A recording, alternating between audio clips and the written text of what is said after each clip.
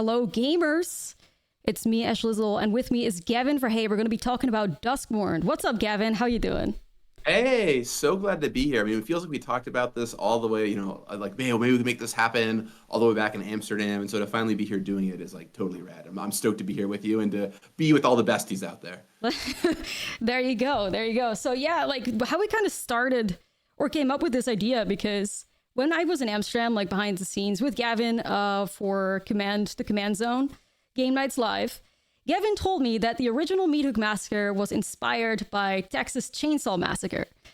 And I was like, whoa, I did not know that. And then obviously Duskmourn was coming up and you were kind of teasing what was going on with Duskmourn. So we're here to catch all the references, hear all the good stuff that you can share with us about Duskmourn. And we're just I'm just really excited to get into it. The community has basically given us at least 27 questions. And it is not considering everything that might be asked live. So everybody was very eager. Yeah, and I'm sure we'll find like all kinds of weird other questions too, as we go along in the process. Exactly. There's probably going to be a lot of, I don't know, welcome to Twitch. We never know what's going to happen. Everything is a mystery, but I'm super excited. Gavin, are you ready to dive into this?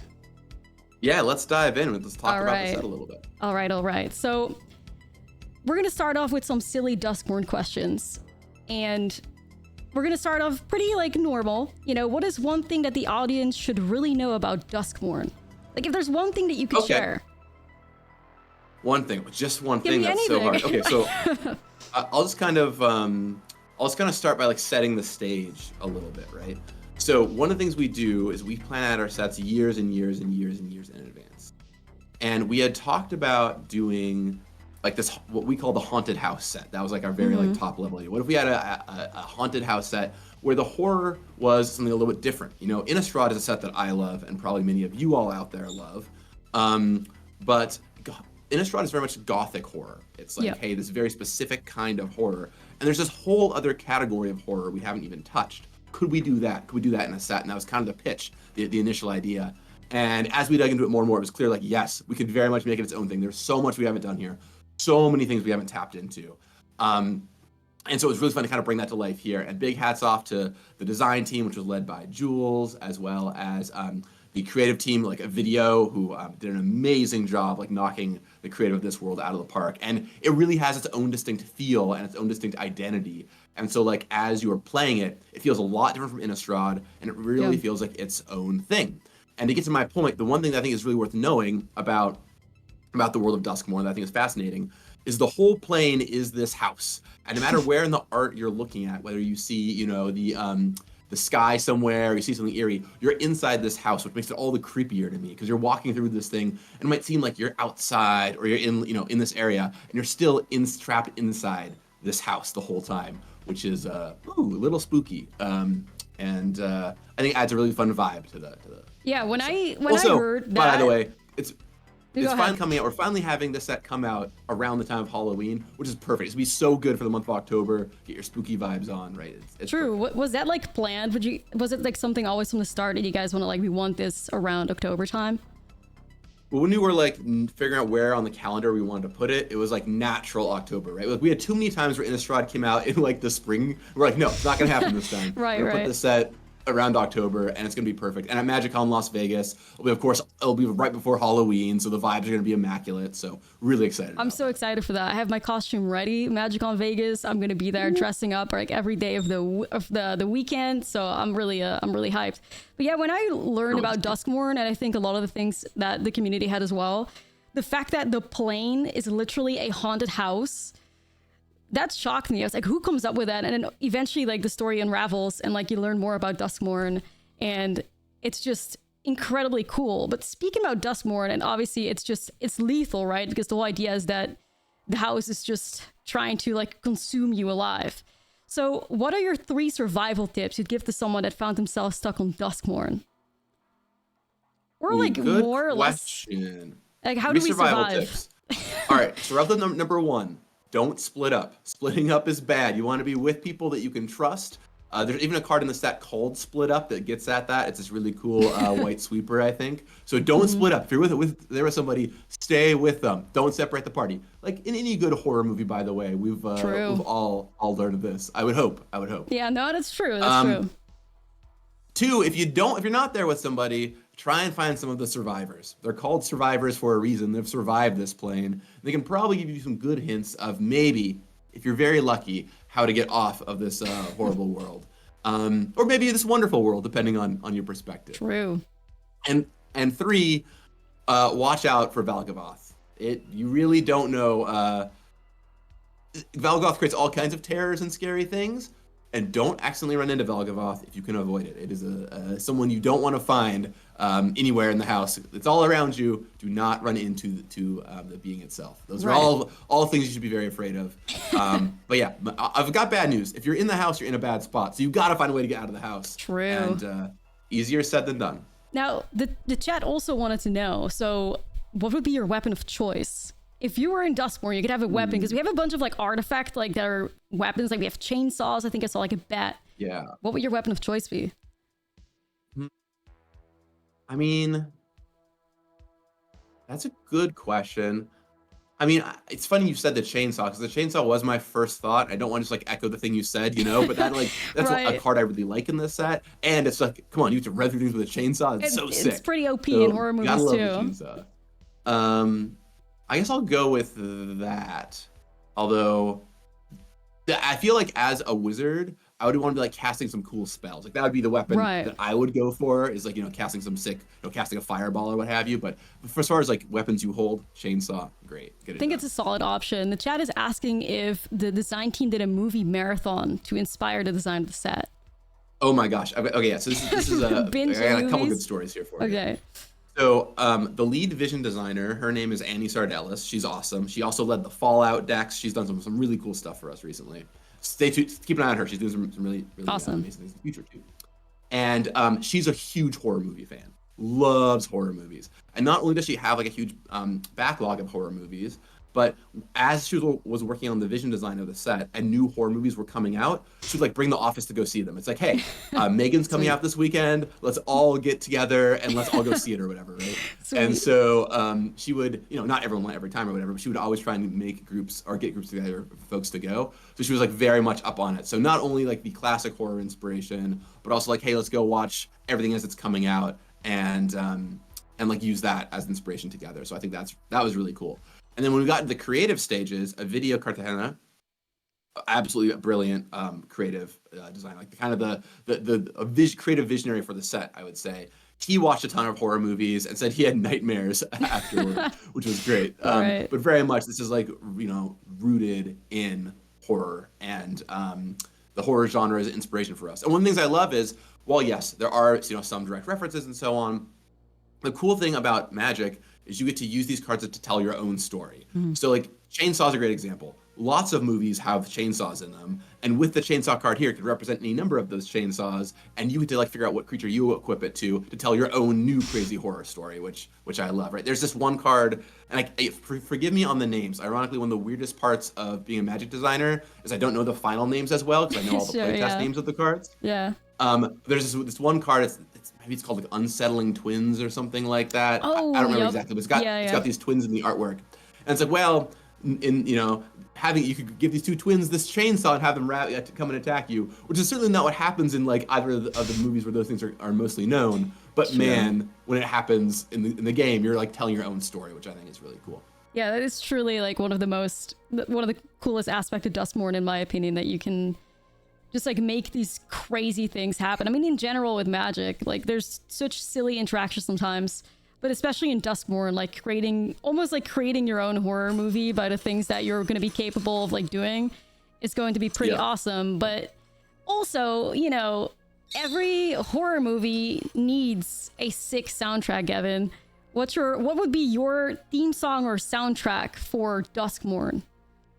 Okay, I mean, I could pick a lot of choices, right? I mean, you could look for any number of like 80s horror movies or beats. So I got a couple good options. I'll give you a couple good options. All right. The first thing is I feel like if I'm in like a mood to slay, I just want to put on like something the good beat, put on the headphones and just start chainsawing through some people, right? So maybe I put on like some Charlie XCX or like Brett or Summer, Billie Gavin. Eilish, something that's just like I can get like the beat going, right? Yeah, and just, like, start going through these guys, right? Yeah. It'll be great. Or if you want just like something ambient, one of my favorite soundtracks to like play D&D to is the Mandy soundtrack. I don't know if you have seen the movie Mandy before, but it's got like a great ambient soundtrack for like a D&D style adventure. Sweet. And yeah, it's be perfect for this. So those are kind of my two vibes. Give me like a sick, like give me some like sick beats that I can chainsaw to, or some spooky vibes. And either of those is fantastic. Yeah. I would definitely be leaning towards like the heavy synth wave, like if I'm thinking horror 80s horrors, it's got to be like synth wave for me. But definitely, I feel like sick beats you can chainsaw to is a new Spotify playlist I gotta make. So Gavin, I'll get on it. You would have people like following that left, right, and center. Like everybody would tune in for that, and we can just see a bunch of like Charlie XCX, and it would be like Brett Summer, but instead it's like Brett Chainsaw, I guess Fall. But yeah, it's time for Brett Summer to Chainsaw Fall. That's what I'm here for. That's perfect. So we had another question here from a bestie. So, Duskmourn is split into 5 areas, one for each of the colors of mana. If Gavin was a survivor, what part of Duskmourn would he live in and why? Well, what do I want to have to deal with the least? Right. That's my question. Like, I'm a blue mage. So normally be like, oh, the blue place, but I actually don't love all the blue horror of Duskmourn. I don't know. I feel like I would want to be hanging with the creepy toys. I don't know why. That just like fits my vibe. I feel like I could both deal with them and would find like some cool creepy toys to work with. And the toys are based in like red white in the set. Mm-hmm. So probably like the red toys and like creepy clowns and all that stuff. It just feels like my vibe. Like I love toys. I love like toy like toy makers and like weird old toy shops and like what is a strange relic and antique you found. So give me the toys. I'm in for that. I'll grab my chainsaw and try and deal with them. Yeah, that's true, actually. I think chainsaw would be pretty effective going through like a bunch of toys, so it might be the best. Or not, maybe they just reassemble themselves. Who's to say? Or maybe that's how you get like those weird spliced toys together. That's true. That'd be pretty scary. All right, we're gonna go into our second overlay here with the cards for the next question. This one's gonna be pretty funny. All right, we have Libby on the side, who is going to be pulling cards up for us. And we're going Libby. Yeah, thanks, Libby. Shout out. We're going to be looking. This looks so good, by the way. Like, amazing job putting this all together. Just like shout out to Libby. She made it all. She made it all happen. I'm super grateful for her work. So we're gonna need Libby to pull up a card because the next question I have for you, Gavin, is which of the fear cards is most applicable to your personal fears? Oh, and it's got to be the fear of missing out for sure. Fear of missing out. Like, that's what I think we can all relate to. Fear of missing out. Like yes, there's all kinds of scary fears that happen in your dreams, but fear of missing out is something I think many of us deal with like every single day. The FOMO is real, and as someone who is like always on the go, traveling all the time, trying to do as many social things as possible, I feel this so strongly. Literally this past weekend, I like filled it to the brim with social activities. I was just doing social stuff all week long, and then like by the end of it, there were still like a couple things I missed, and I was like, oh man, I wish I could have been there. So like I feel this really hard IRL, and the card is also really sick, so it fits well, I think. Yeah, the card seems like incredible. I mean, a 2-mana 2/3 here, and there's with the delirium, with when it enters discard card, draw a card. I mean, it's going to be a great like delirium enabler in general. I'm really excited. It like fuels your delirium, and then once you have it, that like relentless assault ability to keep attacking is just like really strong. So yeah, this is a strong card and also a fear I very much have. It's true. Like FOMO definitely hits hard. I can only imagine like for you specifically, like especially if you go to these like conventions and like all the places you go to for your work. What you do at Wizards of the Coast. The FOMO has to be severe. Like I'll give you a great example of the time I'm going to feel FOMO. So MagicCon Las Vegas is coming up, which is like super exciting.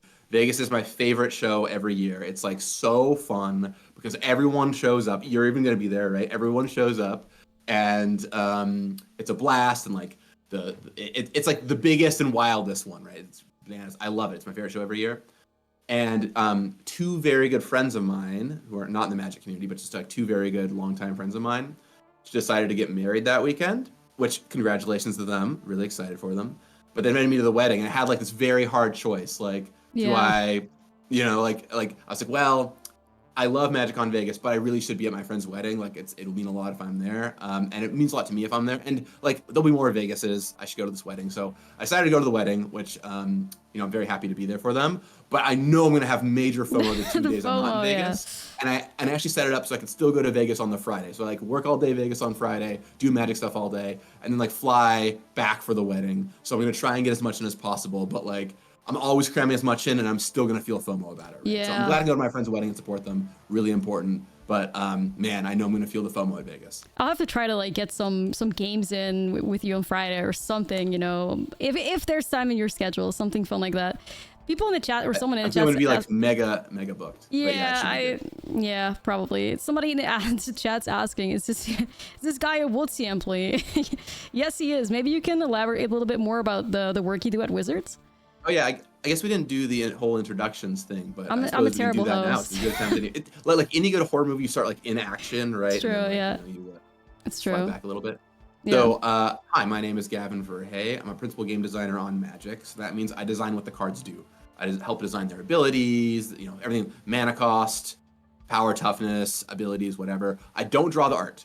Trust me, you do not want me drawing the art.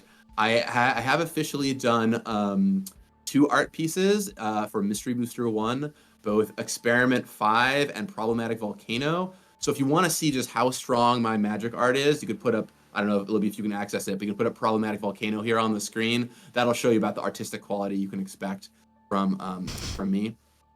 But so yeah, been here for 13 years. I've worked on every set since Return to Ravnica. There it is. There's the high quality art you can expect from me. We need a secret lair, Gavin. We need the Gavin Verhey secret lair. I got my 2 art pieces in. I feel proud that I got to get those on. That's fire. Get those ones on. Actually, if you go to Experiment 5, I've got a funny story if you can switch to that, Libby. But anyway, so I've been there for 13 years and worked ever since Return to Ravnica. These days, I focus more on leading the Commander team, but I also lead plenty of my own projects, including the last big thing I led was Final Fantasy, which comes out next year. I'm very excited for you to all check out. So Experiment 5 is actually a very funny story I think you'll all appreciate. So when I was 5 years old, my mom asked me what I wanted to be for Halloween. It was like first Halloween where I got to choose for myself what I wanted to be. And she's like, what do you want to be? It could be anybody. I'll make a cool costume for you. And I was like, I want to be a bear snake. And she's like, what? Yeah, I'm like, yeah, a bear snake, obviously. And she's, don't you want to be like a TV show character or someone? And I'm like, no, bear snake. So she goes back and she spends weeks making this costume. In fact, at one point she shows me a sketch of it. And I'm like, no, Mom, that's a snake bear, not a bear snake. So she goes back and redoes it. Right. So she makes me this costume, and it's me and it's a bear snake, and I wear it, and it's super cute. If you Google like Gavin bear snake, you'll find the picture online. All right, we'll have to look that up. And it is, and then I wore it, and I just forgot about it. Right. Well, when I started at Wizards, my mom sent me the picture of like, hey, remember this? And I posted it on the internet, and with the caption of like, hey, when I was 5, I was making up fantasy creatures. And now today I'm still making up fantasy creatures, and it kind of just like took off. People really liked it, so the bear snake became like a little bit of my creature of choice, like the thing that embodied me. I now have like bear snake art in my house. I have bear snake shirts. People have made me bear snake plushies, like all this stuff. I have it all around my house. That's so great. Anyway, when I was making Mystery Booster, the first one, I made this card as a bear snake that is like a tribute to that. I did the art for it. I designed the card as like a little note to like where it all started for me, where my like humble beginning started.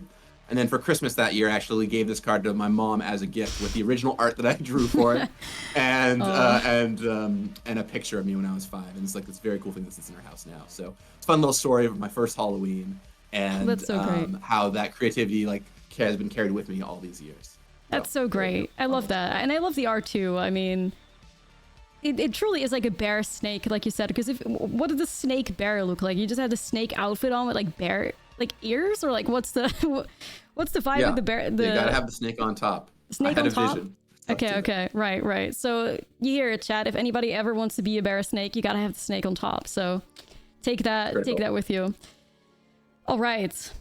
Now there's a thing that especially my community is very excited for in Duskmourn, which is the Beasties. Because like I told you, my community, we call ourselves the Besties. They're the Besties. They are the Besties. So you gotta have the Beastie Bestie. The Beastie Besties. So somebody asked in the Discord, if Gavin could choose a beastie to be his bestie for the restie, which beastie would it be? First of all, whoever asked that question, A+ on the Right, phrasing. right. Well I had to include it. Right, so the Beasties, for anyone who doesn't know on Duskmourn, these creatures are like, basically when Valgavoth took over the planet, it became this haunted house, whatever. The Beasties are the like the animals of people that were left over, right? So they're like, oh, you had a cute little cat, well now it's this or whatever, right? And they still feel some feelings for the people who brought them there, or their previous owners, you know. So we see here Toby works with his bestie, which is great. So I grew up with birds. A lot of people have cats or dogs. No, I had birds, and so birds are like an animal of mine that are very meaningful to me. And so mine would definitely be a bird, and it'd be like a really brightly colored bird, probably with like some wild mask over its face, some huge grotesque like shard-style wings, and that's great. My bird's name was Rocket growing up. Rocket? And he's still around, by the way. He's still. I got him when I was 8. He's still alive now. Oh wow! And so okay. he I would definitely have like some cool like rocket colors. I feel like that would really. That's so sweet. Yeah, I'm definitely like a bird girly myself. You will most likely hear my bird whistling at some point. So if you hear that, that would be Wimpy, who's a peach-faced lovebird. So she's very cute. Aww. I would Wimpy. Wimpy. No, I think she's sleeping right now. But do you see the little emote in the chat? She's cute, but. Yeah, We're bird buddies. We're bird buddies. I mean, that's immediately like bird people, like they get each other. You know what I mean? Are there any bird beasties in the set? I can't think of any. I don't think so. But that's why I got to make it. I'm still coming up with new ideas. Duskmourn 2, you know. Duskmourn 2, the bird beasties. Yeah. So we're gonna get into like a little bit more like design focused things now. We got like the silly stuff out of the way, and on the topic of beasties. What kind of inspired the art design of the Beasties? I mean, we see such like the incredible art on the patchwork beastie right there. So what's kind of like what got that going? Yeah, well, I mean, you know, as I kind of mentioned a moment ago, the Beasties are all inspired by like, you know, people's animals that were trapped in the house and became these kind of like far different from what they are. So they started with some animal, and a video can speak to this more, of course. He's the art genius behind making a lot of this stuff happen. Behind building out this world, but what he's told me is basically they all started as like some animal, and they through the house's influence they became something else. Yeah. And so, you know, here you see something that maybe it was maybe it was originally like a dog of some kind, and now it's something much different. And you can kind of look at each one and maybe try and trace the through line of what it was previously. And some are more twisted than others, perhaps. You know, right? We had a wide variety of animals in there. So yeah, maybe a fun little guessing game would be look at all the beasties and try and figure out which is which. We're not gonna play it here today, but you at home can try that exercise out and see if you can identify them. And sometimes they might get merged together a little bit. Plus, you're dealing with magic animals, so who knows what weird animal from what plane could have walked in. True. So I think it's time for us to kind of dive into. By the way, this card, Beastie Beatdown, we gotta make a card called Bestie Beatdown for all of you. That's like the card that you would all cast, the Bestie Beatdown. Right. That's good. That's what we need. But I mean, I'll definitely be referencing or like referring to it as the Bestie Beatdown. We're even thinking about starting up a little like standard tournament that is going to be called the Bestie Beatdown because it's just such a good name, so right? Smart. Right. So that's something that, you know, we might be looking forward to in the future. But I think it's time to get into what I have been most excited for, if you are ready for that as well. Your favorite horror movie references at Duskmourn. And this is what I'm seated for. Like, when I started talking to Gavin, like, you know, at the game nights, behind the scenes, I knew immediately that you were like a horror movie fanatic, which is something I didn't know.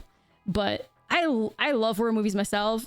Gavin, I believe you do also. So I think we have a lot of like treats in here that are horror movie like references.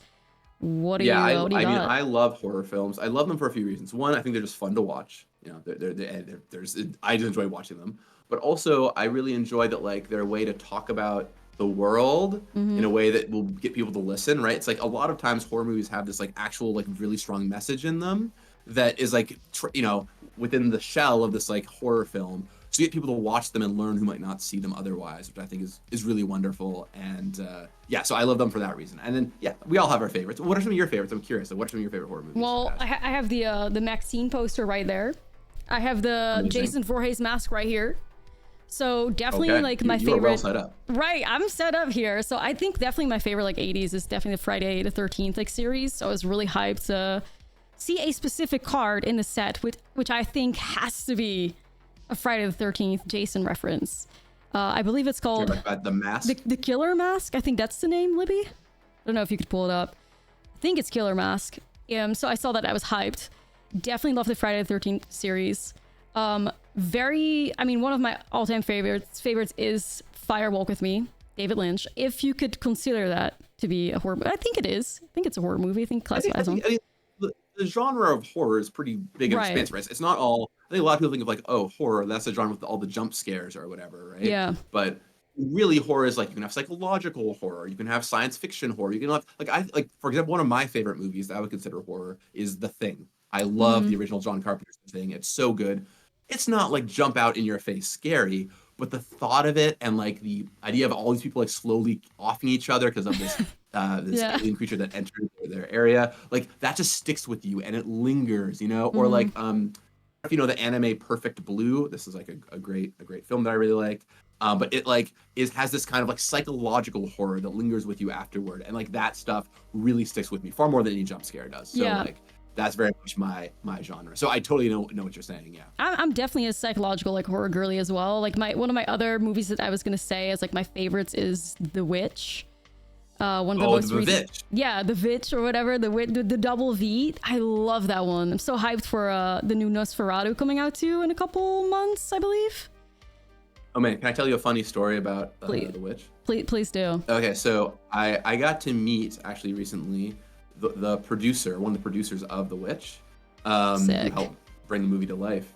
And his deal is, after a film he works on ends, he gets to take one prop from the movie home with him. So he keeps a prop from each movie. And the prop he chose to take back were the horns from the sheep or the goat. Is it a goat or it's a goat, right? From the goat. The horns from the goat in the movie. Yeah. He kept Black Phillip's horns. Yeah. And so he showed me a picture on his phone of like his 6-year-old daughter playing with Black Phillip's horns, which I thought was just so adorable and incredible, and it made me smile so much. It was just like this very funny moment. So anyway, I thought you might appreciate that story. I love that. But I love The Witch. There's a card. Speaking of reference, there's a card called Possessed Goat. Yeah. The chat's saying that. I think so. Is it Possessed Goat, a Black Phillip reference? I think that is the name. Libby can probably pull it up. Is it actually?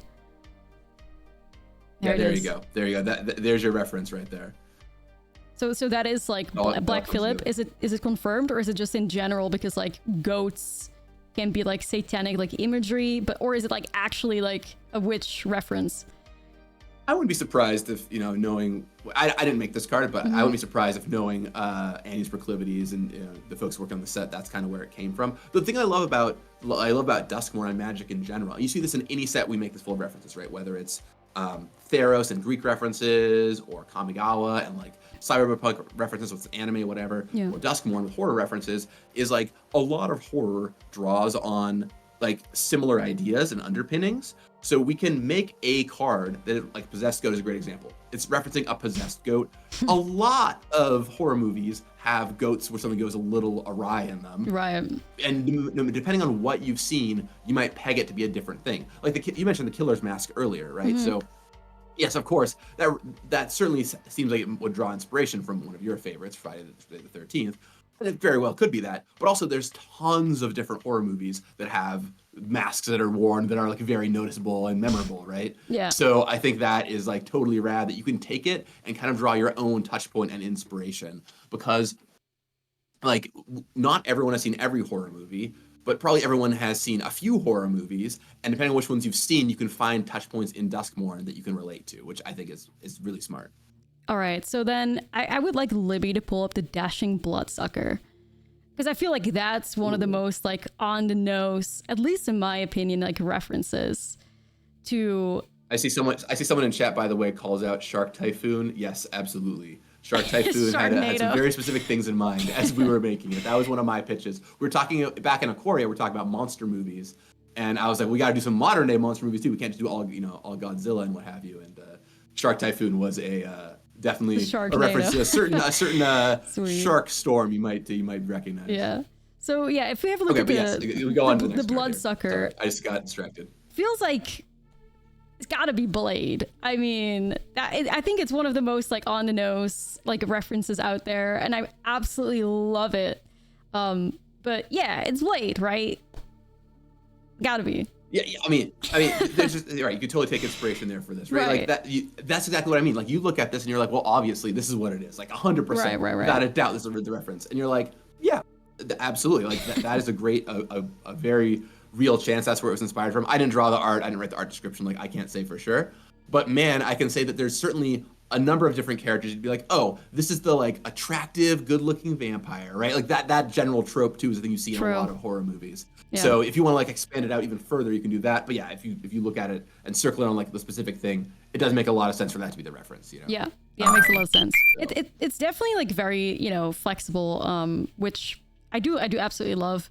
But for me as a horror fan, and a lot of people are probably watching this that are also like horror fanatics, like actually hearing that, you know, it might have been like a direct inspiration to me is just awesome, because I will be out here like collecting these cards and trying to put them in my collection next to perhaps like, you know, a DVD that I have of one of the movies or something along those lines. One of the things that I love is our artists will often, you know, I talked about the designers watching horror movies and the art director watching horror movies. Well, also the artists we send magic card descriptions out to, they will also go like watch horror movies for inspiration, you know? And so sometimes they'll just be watching a movie over and over again, and they'll bake something that they've seen from a movie in, getting like even another layer of a reference that we didn't even like intend at the first glance. So yeah, it's always really fun seeing that stuff kind of happen. Yeah. So yeah, if you were say you were like in charge of fully getting a card out there that was like an 80s horror character reference, somebody wanted to know, what's the one 80s horror character you wanted in Duskmourn but couldn't get? Like if you were to put a reference in here, what would it be? Oh, that's really interesting. Man. Well, it's funny, you know, so I've got a good answer for this. Okay. So, well, as I mentioned earlier, when we made Innistrad, Innistrad is kind of doing its own gothic horror thing. It's like living in its own world with, you know, vampires and werewolves and spirits. Like it feels like a little more like classic, like, you know, Dracula style horror, right? But of course, when we were making Innistrad, at the time, we didn't know that someday down the road we were going to have another horror set. We didn't know Innistrad was going to be so big we'd do another horror set at some point. So some things crept into Innistrad, especially the first one, that do fall into this range. And so a movie I really love is The Fly with Jeff Goldblum. I don't know if you guys know this one. Yeah. And of course, Delver of Secrets, the original Delver of Secrets, a card that of course has gone on to do all kinds of things, right? Powerful 3/2 flyer for 1 mana. In many formats, was inspired by The Fly. And so it's like, well, this time around, it's like, okay, well, we kind of already did this gag, so we can't really do it again here. We didn't do it again this time around. So there are some things that we already done previously that we were a little blocked on, and this is one of them. Now, fortunately, there's tons and tons and tons of horror movies to draw inspiration from. But this is the one that comes to my mind. If like, oh, are we going to reference this thing? Well, we kind of did it already the first time. True. Yeah. So that's like the thing that I think about. And it's like, yeah, we also like the first time around we did, there's what is this card called? It's this white card, Eerie Possession, maybe. If you search for like possession in the original Innistrad, you'll find it, but it's very much like an exorcist kind of vibe. Sweet. Granted, possession is a thing that like happens in a lot of horror movies. Yeah. But like that is something where we were like, well, we did this one image already. Right. So then someone else wanted to know if there are any references in horror, like horror references in Duskmourn that Gavin thinks no one will get. So any secret lore or something that no one will get if we're looking at it. I will be totally honest with you. I'll just be completely honest. First of all, great question. I love that question. There are sets I could maybe like give you that little detail on. For me with Duskmourn, though I love horror and I love the set, like I wasn't the set lead for this one. So even though I know the set pretty well, that's the kind of thing that like the set lead and the art director would like talked about a bunch to bake stuff into. So if a reference is like really hidden, nestled in there, and you haven't caught it yet, I probably don't even know about it, which is kind of exciting, by the way. It means that I can go look through the set and maybe find some cool references in there. But yeah, there might be some super deep cuts, but it might be at such a level that even I don't understand it. So it's the kind of thing where, so the way that, talk about our design process a little bit, every set has like a lead designer, And then the lead designer has a bunch of other people on their team that work with them on it to make the set. And then we have our lead creative member and then people underneath them that also work on like building out the world. And usually it's the two leads that talk to each other the most to figure out all the tiny little details, all the tiny references, like all the stuff they want to do. And it doesn't make sense for everyone to be involved in all those conversations. So like I said, there probably is something, and I just don't know what it is. Yeah. But I'm curious if you all go look through, you might find some really obscure references in there. We'll be looking for sure. We'll definitely be diving deep, especially in this community. Like this is well, I definitely just said I'm the most excited for like out of the whole year, probably out of like many years combined, because this is just I just like saw the box art of like the special like nightmare bundle and I just got hyped. I'm like, this is a TV? Like, what do you mean? It's so sick. And then the VHS deck boxes. About the nightmare bundle too, by the way. Like, so if you haven't seen it, it's like this TV with like the static on it. But as you move it, it's got this lenticular thing on it. So as you move it, it like moves, which is really cool. You look at it from different angles and it like kind of moves. It's sick.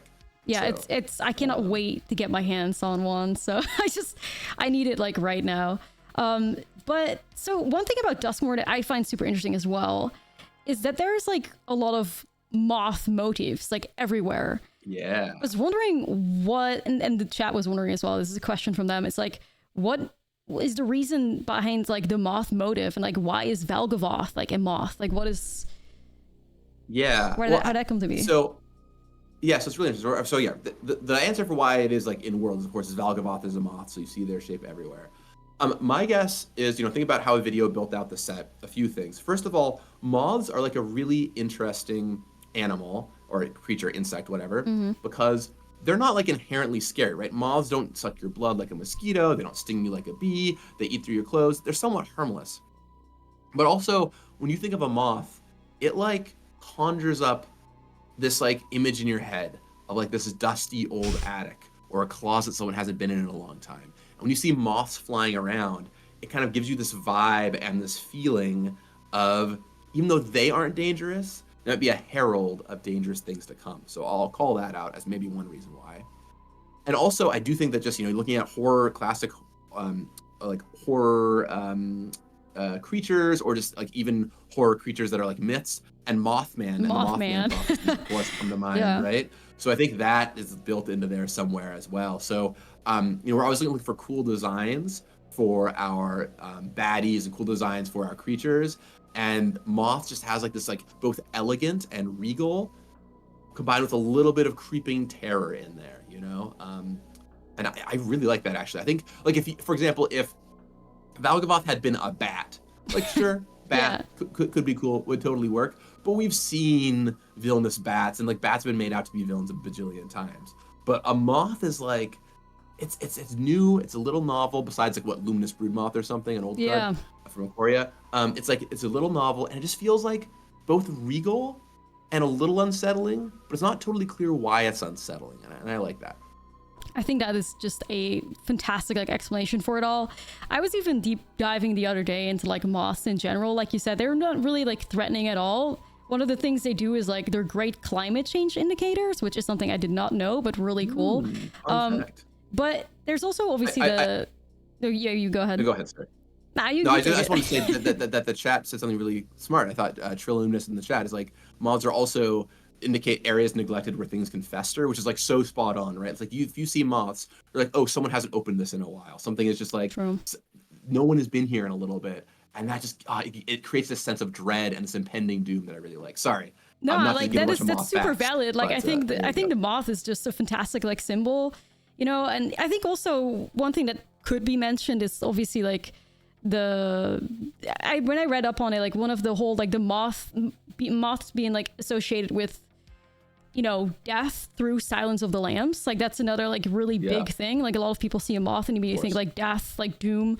I think it's just the perfect creature to be like taking inspiration for, and I for one am very excited for it. I even have got a little moth tattoo recently, so I'm all on team moth right now. Seeing Valgavoth be like what it is, and these moth motifs like showing up everywhere is just it's a chef's kiss for me. It adds more to my hype of the set, but yeah, it's just so clever. Valgavoth or Valgamoth?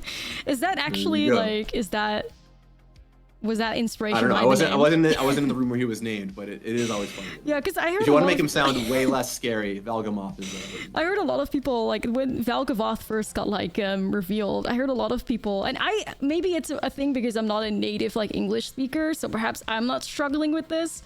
But I saw a lot of people like joking on Twitter about like how Valgavoth was like kind of difficult to like pronounce or like remember. So I wonder if that was the reasoning behind that was because it kind of wanted to be like Valgamoth, like inspiration for it, but they just ended up being Valgavoth. I really would love to know what the inspiration behind the name was. Yeah, as someone who has like named a bunch of things previously, like it can really come from anywhere. Sometimes I name things by just like typing letters on a keyboard until it looks good, you know? Sometimes, which is like the most way to do it. Sometimes you name things by like carefully thinking about like the Latin roots or like what words you want it to sound like or whatever, right? So I don't know how this one was named or what the process was, but I wouldn't be surprised if moth or ending in OTH got in there somewhere to kind of like reinforce that moth idea in heads. Yeah, that makes a lot of sense to me. I mean, I'm a Valgavoth stan for what it's worth. I think the card is so cool. I think the design on the cards is fucking sweet too. I mean, look at this. A 9 mana Elder Demon 9/9 with flying and lifelink, and the ward cost is ridiculous. Sacrifice 3 non-land permanents. Like, I'm gonna be reanimating into this thing like there's no tomorrow. Like, every time I'm gonna try to get it out as fast as like turn 4, no matter what I can do. And I'm gonna live my best life doing it. I think this card is incredible. Yeah, I mean, if you are going to make the baddie of a set, so like, you know, basically when we just try and design sets, we want to design sets in ways with characters in ways that they feel like what you would expect. Yeah. And with Valgavoth, it's like, okay, this is the big baddie of the set. Like, everyone knows who this is. This is running this house. It's super scary. It's got to be something crazy, right? We're not going to make it a 1 mana 1/1. This is a 9 mana creature. It is bananas. And make sure that the flavor matches the function is like a really important part of design. And of course, it's going to be this 9 mana brutal creature. And the fact that you can reanimate it, and it'll be, you know, really powerful, unlike many other expensive cards that have some kind of like if you cast it clause, means that yeah, you can have a clear direction what you want to do with this, bring it back, and do something bananas. It's gonna be sweet. So speaking of like, for some reason, my brain, as you said that, immediately went to, and I don't know the name of this. All I know is that it's like 5 black pips to pay for, or like 6. Oh, this is the one that exiles your library? Right. Or all but the bottom 10 cards of your library. Yeah, Doomsday Demon. So in playtest, it was called Doomsday Demon. I don't know what the final name was. This is what I said. I know all the playtest names of the cards, not the final one. Maybe Libby can pull it up. I think it's something with Doomsday. But I thought, yeah, look at that. I mean, there's Doomsday Excruciated. Yeah. 6 black pips for a 6/6. If it enters, if it was cast, each player exiles all but the bottom 6 cards of their library face down. At the beginning of your upkeep, draw a card. So did you get to play with this card during like playtesting? I actually have a funny story about this card. Please go ahead and tell it. Yeah. So, so we have a thing called the Council of Colors, and the Council of Colors goal is they each have a color. And they help make sure that every card feels like it's supposed to be in color pie for that card, right? Because different colors can do different things. And so every set, the whole set gets reviewed by the Council of Colors, and they provide feedback on the cards.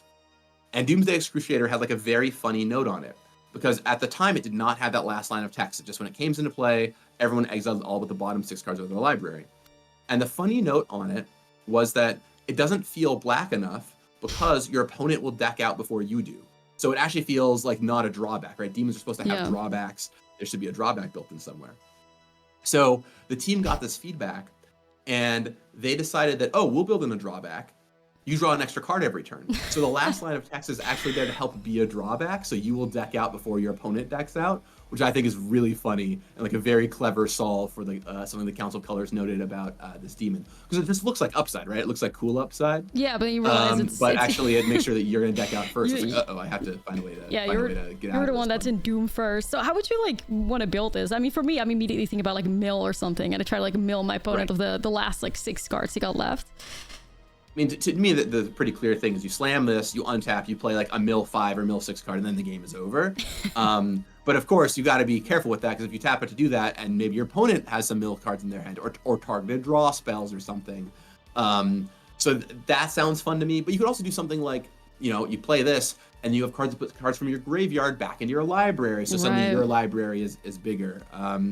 So there's some fun ways you can play that, or maybe you just want to play a 6-mana 6/6 flyer that draws you a card every turn. You're like, whatever, I'm not gonna need more than 3 turns, no problem, no problem. Yeah, because that's what you said, right? Like as a reanimator, like this thing specifically says if it enters when it was cast, then you get this. So as a reanimator, you could just have it as like a 6-mana 6/6 flyer that's just giving you some card advantage, which is really sweet. I always like cards that you can, in reanimator decks, you can either reanimate or just cast if you need to, right? So it's like, oh, the game went long, I'll just cast this. Granted, 6 black pips, not the easiest. It's pretty tough. Another thing about this card we talked about, so black loves, it's so ambitious and it loves being greedy and taking a lot for itself. And so the 6 black pips in the mana cost is something I really like here. Like, yeah, you gotta be super a black mage to cast this. You gotta be really black to cast this card. And I think that's rad. And it's, you know, goes good with your Gray Merchant of Asphodel or whatever. Yeah, and I would love to see more cards like designed like this, where it's really just not even an option. I mean, I guess maybe you could be in a different color, but it's like if you are just a mono black deck, this is going to work out for you. And I just think that is so incredibly sweet. Like I love these types of cards that will encourage people to stay like in monocolor decks. I think I spoke about this with the chat a little bit a couple days ago. It's like it would just be so great to see like monocolored get more support. And I think it's just perfectly like visible in this Doomsday Excruciator. Yeah, I want to be able to give monocolored decks more support. That's awesome. Because I mean, look, a lot of Magic is 2, 3+ colors. Yeah. It's nice for a monocolor to have a shot, something besides mono red, you know? Yeah. People love mono black control. So even at just a casual level, it's fun. It's fun to give it to them. Yeah. Yeah. So the next question we have here, and that ties a little bit back to Innistrad, because you've said a little bit about Innistrad and how it's basically like the Magic like horror set, and now we're doing something different. So a bestie wants to know, Duskmourn offers a different take on the horror genre from what players have seen in Innistrad. What are some of Gavin's favorite Duskmourn design choices that would have never been possible in Innistrad? Ooh, that's a really great question. Well, I mean, first of all, I'll start before I get to the design. I'll start with the creative, right? As I mentioned earlier, this is drawing on like a whole different well of creative tropes in the original Innistrad, which I really liked. And one of the big questions we had as we were designing the set is how do we make it mechanically feel different from Innistrad? Yeah. And that's what one of the first things we did was come up with was the idea of using enchantment creatures, because enchantment creatures is the thing that Innistrad very much does not have. It's really been like a mostly Theros thing up until this point. But using enchantment creatures as the literal manifestation of your fears and things that are eerie and you're scared about, I thought that was a really clever choice to make it feel a lot different from Innistrad, which is really nice. We also brought in Manifest Dread, which is a mechanic that, I mean, you could put it on Innistrad. I guess it's got a graveyard theme, but it doesn't really feel Innistrad-y to me, because you're not like opening up as many doors. And so that was the thing we did here. And then also the rooms to me also make it feel a lot different, right? Innistrad is a plane where you go outside sometimes, right? You're mostly outside. Yeah. But Duskmourn, you're always inside. Yeah. And so being able to have all these rooms that you literally walk through, to me is so it makes it feel very, very uniquely Duskmourn. Yeah, the room cards like absolutely like fascinate me. I wonder how they kind of like came to be, because I feel like it's not something we've really like seen before, because with the rooms you can pay for like an initial cost of one of them and then eventually you can unlock the other, but there's also the possibility to like lock the door again and then go back in. Like what was the inspiration behind like all the doors and like the design of it all? Well, the answer to how they came to be is a lot of work. So the team knew very early on, like at the very beginning, basically, of design, Annie knew that she wanted to have rooms in the set somewhere. Like, rooms is critical. We have to have you going into rooms, right? I think of Betrayal at the House on the Hill, if you guys know that game. It's like, we wanted you to have the feeling of going through a house. Mm-hmm. And to do that, you needed rooms.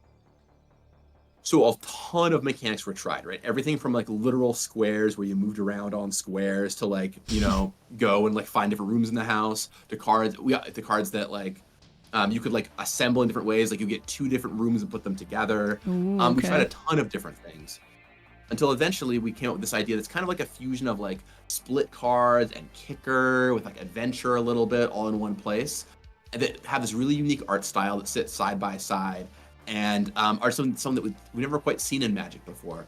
And they still give you a little bit of an idea of opening up rooms, because the thing I like that's genius is you could have had room as just like an enchantment subtype and one card is one room, But when you play a room, you get to unlock the other half of the room at some point in the future. So it gives you both the ability to make you say, hey, I unlock a room, which is a great thing to be able to say.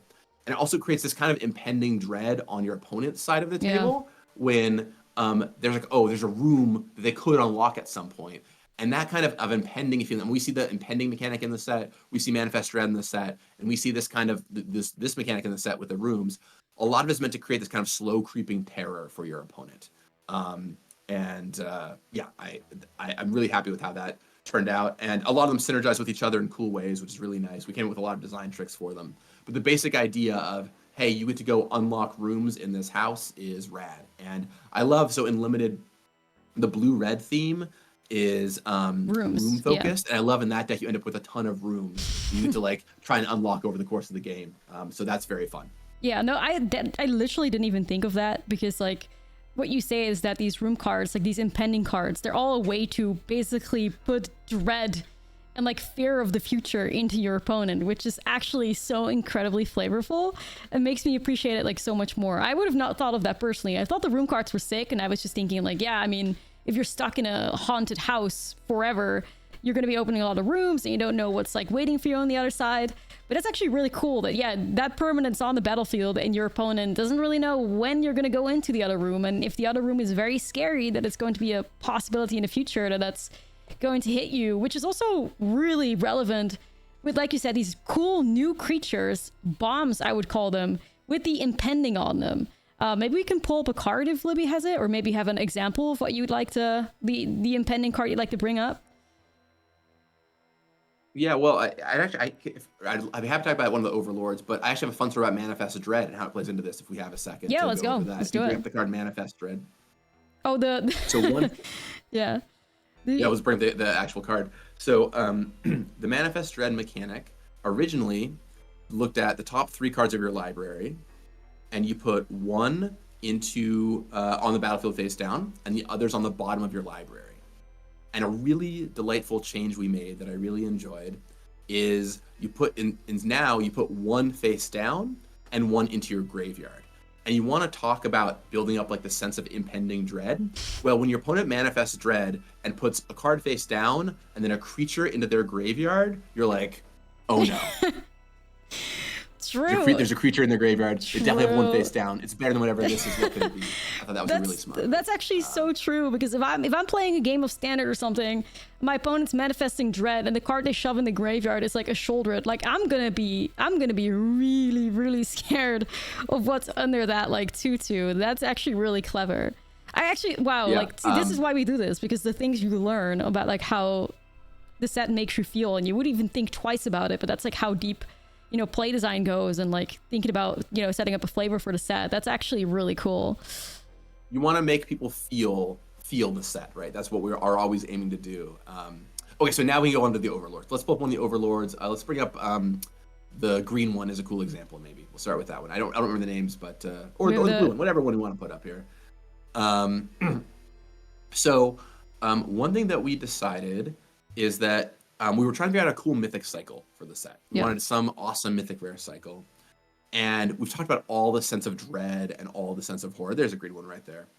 And one thing that we kept coming back to was the suspend mechanic. This is a mechanic from all the way back in original Time Spiral block, where you would pay a cost, exile a card, and then every turn you would remove a counter from it and eventually be able to play it. And that very much had this feeling of these things are hanging over the game. They're there, and someday they're going to show up, and you have to be worried about it. And maybe you can kill them before they come out, but if you don't, you have to be worried about it. Well, the Overlords kind of came out of that idea of like, okay, well, could we do a new kind of suspend? And so we made these, and we fixed a few problems suspend had. For example, these now exist on the battlefield instead of in exile, so you can interact with them. You have to write, they have haste right away on them because they're already been on the battlefield. They're enchantments, all of them, so they actually trigger all of your, eerie and various enchantment things when you play them. But it still very much has this like sense of impending doom. And your opponent plays Overlord of the Hauntwoods on turn 3 with 4 counters on it, and you're like, okay, I've got 4 turns, or this is gonna be a big problem. And I love that they have, mana cost as well that you can just cast sometimes. Because in the mid game, sometimes you have this interesting choice. Do I play this for its impending cost, or do I cast it outright? And this one, usually you'll know what to do. 5 mana, you can cast it. But some of the ones that are a little more expensive, you might have a tougher choice on there, where there's a bigger delta between them. And yeah, they also all do pretty splashy things. Like this one, I want to bring up in particular, because I think the Everywhere token is very novel. Like this token is, first of all, I don't know if you can access the token art, Libby, but the token art for the Everywhere token is awesome. It looks really cool. I don't think I've seen that one yet. That'd be sick. Yeah, we'll see. Maybe we can look at that. It's so cool. It's like it could be anything and everywhere. Who knows where it is? So cool. It reminds me of like Nightmare Before Christmas or whatever. And it has every land type, and it could be anything. And I think that is such a cool moment. It's such a cool vibe for this card. Yeah. Anyway, I love the Overlords, these wild things, and I've really enjoyed them. And they're a really unique kind of thing that show up in the set. There's only 5 impending cards. The thing about Suspend is it's a little complicated, so we didn't want to have a ton of something like it in the set. But these 5 mythic rares, I think, have a pretty huge impact, and I think will have a huge impact in Standard as well. You will see plenty of these Overlords running around. Yeah, but I mean, people have already discussed a little bit like how to like work with them. There's been some cool interaction mentioned of like, taking off the impending like counters with like a Glissa. Glissa. Yeah, it's super Glissa cool. Is pretty sick, right? Super cool. And then it's pretty sure they all trigger like up the Beanstalk too. So there's a lot of people that are excited for that, and you can really take advantage of them in that way. So I'm definitely cooking up some cool stuff with these like the Overlords. Yeah, beans, there you go. Mana value 5 or greater, which it does count, and that's definitely something I'm personally really hyped for. And I think this is just a fantastic like, mythic cycle here, especially this one, the Overlord of the Bilmerk. Heard a lot of like people talking about that one, the 5 mana 5/5. When it enters or attacks, mill 4 cards, may return a non-avatar creature card or a planeswalker card from your graveyard to your hand. Very, very cool. That's definitely someone that you one of those cards that you have to be like very afraid of. And I find the design on them also really cool.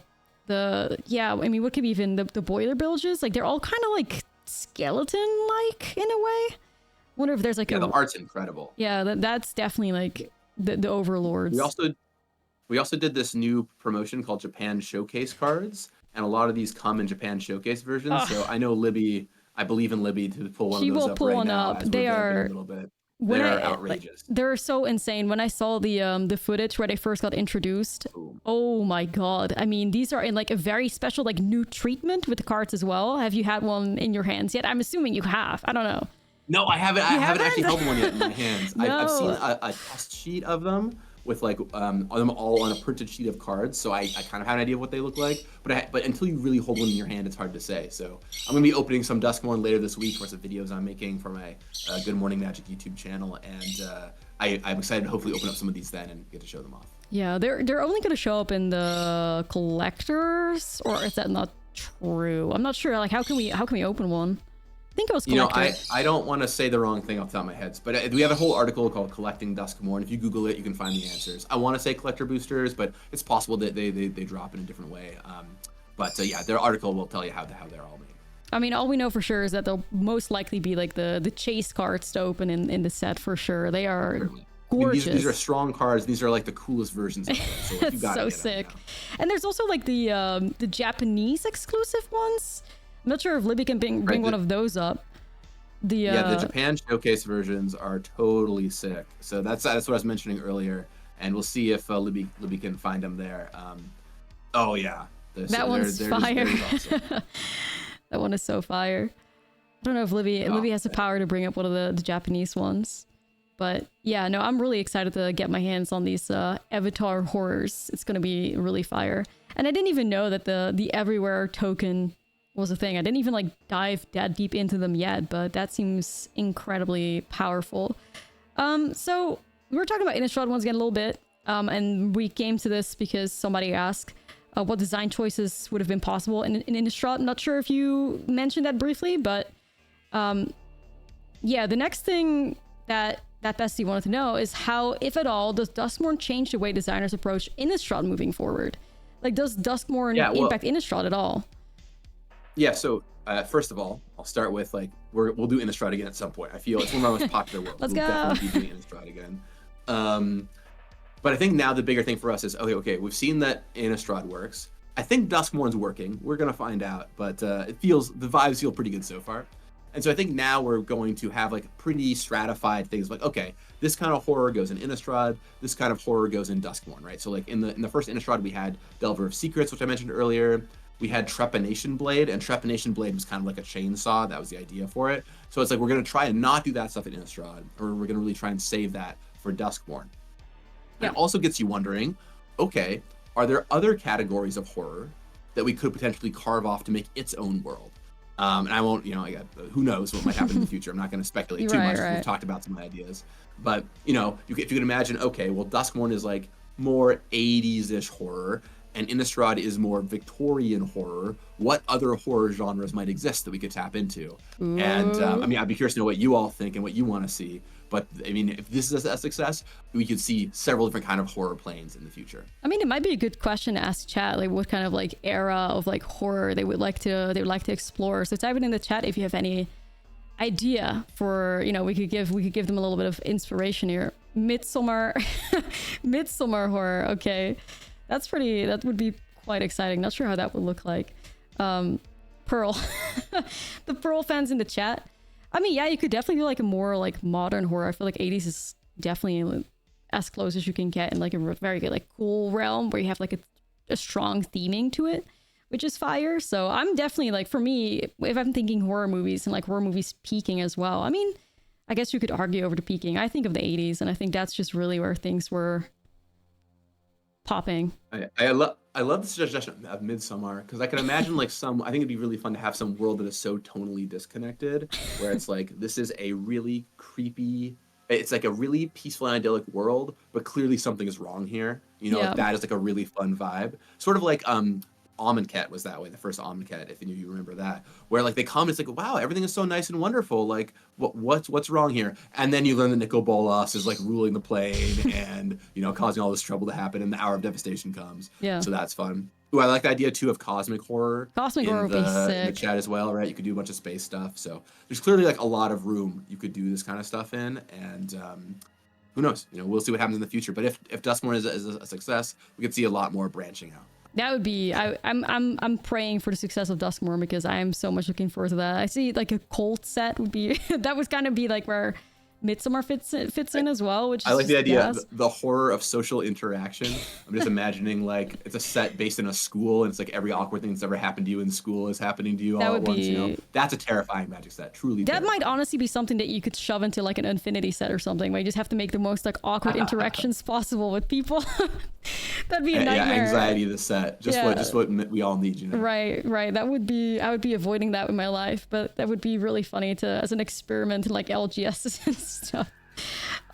So this is another great question we had here from a viewer. So we're diving real deep into Duskmourn now. So Kaito is our one and only planeswalker in the set. They wanted to know if Kaito was the only one in their consideration, and if not, why did they choose him over some other characters? Yeah, there's a couple different options that I think were talked about. I'm more on the design side than the creative side, and I was not the lead of this set, so I don't know all the discussions that were happening. But I think when we were thinking about who we wanted to feature, Kaito's a character people really like. We haven't seen Kaito in a while. People love ninjas. Ninjas are super cool. And one thing we're also trying to do right now is in this kind of Omen Path storyline, where you are having all these Omen Paths open up and all these planes become like walkable, is show people on worlds with power sets you might not normally expect.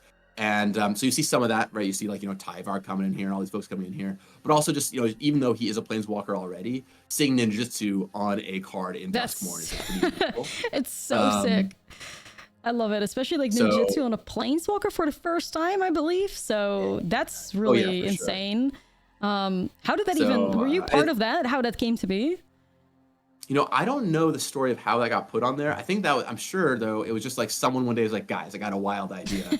And then they pitched it and it worked out. I think it probably required a bit of rules work, but I don't know who the designer for it was. Often with planeswalkers, they're cards that are made kind of, I don't want to say late in the process, but they're really made in the play design part of the process, the tail end of part of the process, because they have to be just right for standard. Getting them right for standard is really critical. But I wouldn't be surprised if the idea of like a ninjutsu planeswalker was came up with a little bit earlier. Just as like, here's the top line. We'll figure out the details later, but like this is gonna be sick, right? Yeah, I've heard some people like cooking it up already with one of the new cards that I'm most excited for. Probably one of my like favorite cards in the whole set. I believe the name is Marvin. Marvin mimics something. Yeah, this artifact creature is crazy. And Marvin interacts really cool with Kaito if it's like a creature. Because then Marvin, with all activated abilities of creatures you control that don't have the same name as the creature, is gonna pop off, I believe. And I am so hyped for Marvin Murder's Mimic. Like, this is everything that I love in a card. Do you have any cool stories with Marvin in mind? Oh man, so these kind of cards always cause us nightmares. You know, there's you want to talk about nightmares. There's rules nightmares. That's a whole different kind of nightmare. These kind of cards cause all kinds of strange things to happen when you combine multiple abilities together. I was thinking back to this card called Necrotic Ooze. I don't know if you all know the card Necrotic Ooze. It's a card from Scars and Mirrodin, I believe, where it gets all the activated abilities of cards in your graveyard. And it was really fun to try and figure out what weird combinations you could put together to create like an infinite combo. Yeah. And all you had to do was stock your graveyard with these cards. There it is on the screen, Necrotic Ooze. And so now we have this one which is on the battlefield. And so, okay, you just get the couple of the right cards on the battlefield and you get to go infinite with it, you know? And so I'm sure people are going to pop off in crazy ways. I can't wait to see what kind of commander decks folks build too, because this is like an artifact colorless commander, so it's hard to get a bunch of different cards in your deck, but you have access to it every game, so that should be quite interesting. In standard, of course, you can find all kinds of wacky combos to do, and then who knows, like even back into Pioneer and Modern, like there's got to be like easy 2-card combos along with this. So yeah, I'm stoked to see what we can do. And so my favorite cards are the ones that we show to people, and then you have to figure out your own way to use it, right? It gets the gears turning. It's like, I don't know what I'm even going to do with this. And those are some of my favorite cards we make. No, so, those are by far my favorite cards to play with and to like deck build with. When it comes to Pioneer, I've already heard people hyping up Marvin with the Tree of Perdition combo. The Tree of Perdition in combination with the Voldaren Thrillseeker. And then you could all do that with just one Marvin. So that's really cool. And that's, in a way, I feel like Marvin also like works really nicely with decks that take advantage of like Agatha's Soul Cauldron and stuff. Also working with activated abilities, which is one of my favorite cards in Standard right now. So very hyped for Marvin, and also very curious to see what people are going to come up with that in like Commander and stuff. I think it's truly one of those cards that has potential. What do you want to... Tree of Perdition is going to be sick. Right? That's Marvin, right? You're just like, all right, turn 2 Marvin, turn 4 Tree of Perdition, your left total is 2. Have fun. Right, yeah, that's where awesome. The Voldaren Thrillseeker, because then you can throw Marvin worthy of like the power and toughness he has. So that kills you. And that's definitely one of the things that Pioneer players can look forward to. That's exciting. With Marvin, yeah. So life total. This, by the way, this right here, this is why I love Magic the Gathering. It's my favorite game in the world, and why I adore it. Because you can do this. This is like, I'll tell you, I do not believe we had Tree of Perdition on the brain when we were making it. I wasn't there. I don't know. I didn't make the card. But like, I would highly be surprised if that was the case. And it's just so sick. You're like, yeah, here's this card from Eldritch Moon that sees some fringe play in the formats right now that maybe you haven't seen. Who knows? Whatever. Now we're going to combo it with this new card that came out this year that to make your opponent's life total 2 on turn 4. That's awesome. That's sick. I love the history of Magic. It's so good. It's just fire. Like, and that's just my favorite thing. I think Magic gives so many like deck building opportunities, and sometimes when you're even like a player, it's kind of like you're accepting a challenge directly, like you're directly challenging like play design. You're like, okay, you give me this card and we'll see how many ways I can like break it and what I can do with it. And it's exactly cards like Marvin that showcase that potential so well. Like, it's basically just a bunch of like possibilities on one 2-drop that, you know, I cannot wait to like dive into. So another great question here by a bestie. Any Duskmourn mechanics they tried but decided didn't work for the setting? Madness. Well, madness. Yes. I mean, tons. So many mechanics were tried. I'll talk about one. So there's a ton of mechanics we tried. Like, think of it as for every set. For every set, we'll make hundreds upon hundreds, like thousands of cards usually for any given set. So what you see is only a small slice of the final. And similarly, we make, tons and tons, like, 20, 30 mechanics, who knows, for a set. So we tried tons of stuff. But I think the thing that is actually most interesting to talk about is flashback. We talked a Mm-hmm. lot about if we wanted to have a big flashback theme in this set, and a lot of things about that make sense, right? Graveyard mechanics are great. You have this kind of like the idea of flashbacks in horror, like the conceptually, it actually makes a lot of sense. Yeah. But what we decided was flashback would make it a little too close to Innistrad for our liking. Like Makes flashback, sense. we put in any set we want these days, but it would be so Innistrad-y, and people know Innistrad so well for flashback. We intentionally did not do it here because of how close it was to Innistrad. Where Delirium, yeah, it originated in Shadows over Innistrad, but it's not as iconic as it was like, in one Innistrad sets. But flashback really feels like an Innistrad thing to a lot of people. So that was like an example of one we didn't use. But yeah, we tried all kinds of. I mean, I was thinking about some of the early room designs that were totally crazy, where you were literally like creating a Betrayal at the House on the Hill style map of rooms that I loved. Yeah. So anyway, That's there's cool gas. stuff like that. But Yeah, one of my favorite I- mechanics that I would have loved to see. I mean, I think I spoke to you about this in Amsterdam. I was like, Gavin, what about Madness though? Is there any hope for us Madness enjoyers? And I felt like Duskmourn could have been a really good set. I mean, makes a lot of sense that you just go absolutely insane in like a house, but I'm sure there were many reasons to not do that. Maybe you can elaborate on it. Like, is Madness just something that is not something you want in like the current, standard or like the current environment of Magic? No, there's no problem with Madness. I think there's a pretty good chance you'll actually see Madness again at some point in the future or something like it. But one of the challenges with Madness is it requires a lot of set infrastructure to make work. You need like to make sure that you have enough discard outlets, and like you have to make sure you have discard outlets and cards you want to Madness in the same deck together. And it requires a lot of infrastructure. I think Madness was actually looked at as a mechanic in the set. It was discarded. Makes no sense. pun intended, but accepted. There you The go. mechanic was discarded. But it could have very well. There's an alternate universe where it very well could have fit in. It requires so much Yeah. delicate design to get the mechanic to work in a set. You have to really go in intentionally knowing you want to do that. That makes a ton of sense. And I see a great question here in the chat as well. Did you ask about the aliens yet? Oh Did I yeah, ask like on the about UFO. I don't know what the UFO ended up being called, but there's like that a card UFO is vehicle. gas. I don't know if The Libby hover can pull ship? that one. I don't know if Libby can pull that one up. That card is fire. Probably in my opinion, probably one of the strongest cards in the whole set, at least from like a standard perspective. There we go. The unidentified hover ship. This card Yeah, is it reminds really me cool. of like a Skyclave apparition, right? But on then like a vehicle with flying. Yeah, this card is great. And look, when you think 80s horror, you gotta have a little bit of aliens in there, right? True. And look, I can't confirm or deny anything. It might just be swamp gas, but there's definitely some power in this card. And yeah, we wanted to make sure to hit all the aspects of 80s horror that we could. And aliens and science fiction horror a little bit was something we wanted to touch on here. Yeah, definitely something that I was looking forward to, like hearing about Duskmourn. Yeah, fear of abduction. Fear of abduction. This art is insane. This art is like, I would be afraid of this too, right? Nah, the classic bug eyes. Come on.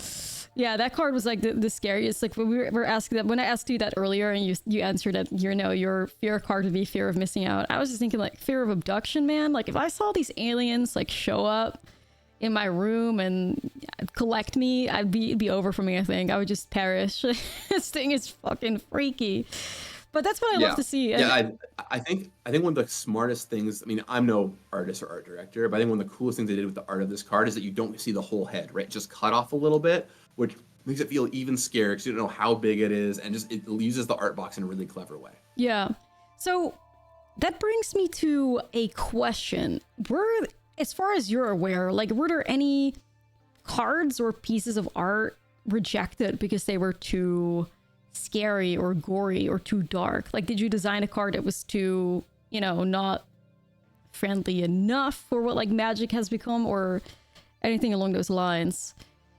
Well, so we've got an amazing team of art directors. So I'll talk a bit about the creative process for how a set is made, because I think it's actually unbelievable. Like many people have no idea what goes into making a Magic set's creative. It is mind blowing. So what happens is basically, we have the initial idea for the set, whatever. We have some initial ideas of the kind of stuff we're going to do. And then we bring in what's called a concept push. So we get a ton of different artists from around Magic and a bunch of different writers who are all write for Magic. So you'll bring in, mini fan favorite artists, and we'll have like a 2-week or so sprint where we have them just try building out the world, illustrate all kinds of stuff, build out the world, build out the vibe of the world. And the writers are writing about the vibe of the world. And then every day the art directors and the creative people will come in and work with the artists that we brought in to like fine tune all this stuff and get just right. Like, hey, this clown looks really cool, or this beast looks really cool, but oh, maybe not this, right? So you do this whole thing. And then after that, those 2 weeks, the process is done and it's all assembled into this thing we call the world guide, which is like often 200 plus pages of concept art and stories, and basically this is the world. This guide is the entire world for the whole set. And while we don't publish them, we if you ever want to know what one is like, we kind of have turned them into books a few times. There's one for Innistrad. It's called like the guide to Dominaria. We did one for Innistrad, one for Dominaria, one for Kaladesh. I think a few different worlds. You can go out to your local bookstore, look online, and find them. We haven't done one in a while, but there's some of them out there. I feel like it would be a great idea. Anyway, they're super cool. I'll give you kind of an idea of what we make, and there's so much lore and so much art that goes into this. Okay, so then once we have that world guide figured out, there's hundreds of pages. Every artist we sign up for a Magic set who's going to do art for that set, we send the world guide to. So they have an idea both of our standards and what we're expecting and all this stuff. So they have access to that. Additionally, when our art directors look at all of our card concepts, and the art descriptions are created for them that are given to the art directors or sent to the artists that mirror that card concept perfectly. So it's this very long process where like I might design a card and then someone will write up an art description for that card. And then an art director will review that art description to get it just right and then send it out to the artist. And then the artist uses that art description plus the world guide to create the art piece. So for every art piece, so many people have touched it to make that happen. It is a really, really incredible process. That sounds great. Do you have like an example maybe of like something that you've given to somebody before and they drew something off that? Maybe we could bring that card up. Let me think if I can find one off the top of my here. I'll sometimes we write these in articles. But I can maybe just pull one up somewhere. Well, I'm not gonna do it live because that'll take too much time. Yeah, but no anyway, worries, no worries. So like I'll give you give me a second to think of a good example of a card I worked on where this might have happened. Yeah, in the process, you can hear my bird yapping. Yeah, well, it's funny because the nature of Magic design is I'm always working so far in advance that all the things I'm thinking about are like, no, that's not out yet. True. Don't talk about that one. But like, pull up.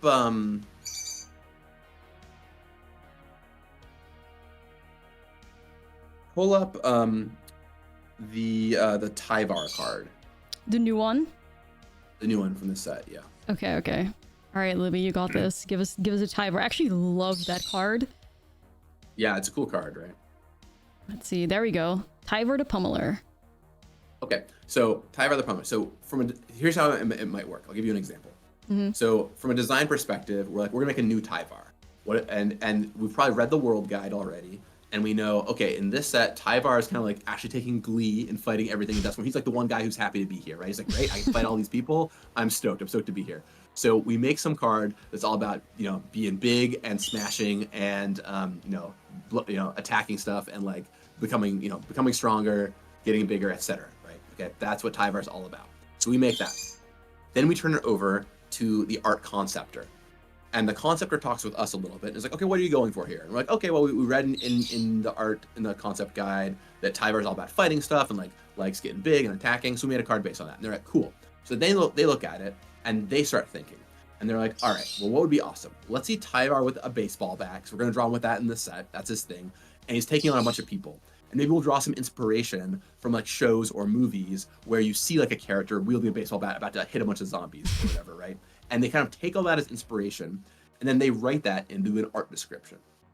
Then the art description goes to an art director, and the art director looks at that and is like, okay, well, you did a pretty good job writing this, but I know how art works, really well. I'm gonna make a few tweaks so the artist has something to do. And they might say something like, okay, make the shades of color in the art this piece. Make the mood make the mood a little more dreary. Let's see some fog coming in from the ground, like all these atmospheric effects. Yeah. And then they will send it to the artist, and then actually the artist will start sending in sketches, and they'll go back and forth on a bunch of stuff. And it's because of this long process of like card designer talking with card conceptor, talking with art director, talking with artist, that you get the final art you see now. So it's a really long process to get here, and it's very impressive. Every card goes through this process. If you can imagine that. Yeah, that so seems, it takes a lot of work. That seems insane. And then not even considering like that's when you also have to keep in mind that everything there's like really cool alternative styles for things. And that has a right. So if you think about how many like cards there are in a set plus the alternative styles, and then you have to go through that whole process like over and over. Yeah, no wonder that you guys work many months in advance, because that seems just like so much work. But yeah, going back to the question, anything that you are aware of that was like too scary or like too spooky or too gory? Yeah, well, so Magic operates at a PG-13 guideline. So there's with horror, we did try to be careful about like the amount of gore we showed or things like that. The themes that are too adult, we did not want to get into, because ultimately we want 13-year-olds to be able to play our game. That's really important. Right. So yeah, like we took some of that is implied off screen. Some of that is stuff that we like to tune down. And the art directors, if they got something back in that looked a little too much, they would work with the artist to kind of tweak it a little bit. But in general, I think a lot of our artists kind of know the age range that we're going for, and so no card ideas were like rejected outright because of this. But a lot of it was like working with the art directors to get it just right. Yeah, that makes a lot of sense. So let's see if we can move on here to the next question. What is your favorite card from the set from a mechanical perspective? Oh, there's the haunted screen here on this. Well, come on. This card is sick. This has got to be one of my favorites. This is a this one. Oh, I like to point off to the screen. That's looks smart. Yeah, there you go. Right about here. This is just a genius one. This is one that Annie Sardellis came up with in Vision that made everyone smile. Right, the TV that is only white and black and then makes green, blue, red. It's so good. That's perfect. That's so good. RGB. So that's a huge win, like in terms of flavor. So brilliant job, Libby, bringing that up. You're on top of it. She's fire. So that's one that I really like. I really like the Slender Man. What's it called? It's the blue rare. Slender Man. Blue rare with 3 different abilities. Maybe chat helps as well. It's like when you get to choose one of the 3 modes when it attacks or deals combat damage. Corridor something, can it be right? It's a rare. This is the problem. I don't know the names of the cards. So Libby's looking though. I really believe in Libby. Silent Hall Creeper. That's Silent it. Hall Creeper. That's it. Slender this Man. Is one. Yeah. This is we'll get up here on the screen in a second here. This is one that I think does a really nice job of this like creeping terror, because as I mentioned, you play this card and you can't be blocked, so you can't interact with it. It's gonna get by you, right? And then you hit somebody, and you get to choose one of these 3 things. And you're probably going to choose 2 counters. And you're probably going to choose drawing a card. And you're going to copy something at the end and have it suddenly be blockable. And it's like it emerges from the shadows at the last one. So it's kind of in the background, slowly being creepy, attacking for a little bit of damage. And then eventually it becomes something and comes out of the shadows. And it's bigger than ever. And I love the flavor of that card. I think that card is like a really cool one. And there's a lot of just like really, really nice little flavor wins like that. Also, I mean, I'll tell another one that I really like. The piggy bank. I don't know what its name is. It is literally called piggy bank, I believe. Piggy bank. Yeah. I think it's literally what it's called. When it dies, it makes a treasure token. It's like, come on, that's perfect. It's either the mean piggy bank, when it dies, it makes a token. You gotta love that. There you go. So there's just stuff like that I think is rad. Yeah, no, that card is absolutely one of my like the ones that I'm looking forward to playing as well. And also the new treasure token looks incredible. Love nice the creepy hand. Libby on the treasure. Right? She's on it. I absolutely love that. I think those are like great options, especially the Silent Hall Creeper. I think a lot of people are very excited for like how far we can push that card. Definitely something that I'm gonna be like building a deck around as fast as I can. I love the unblockable stuff.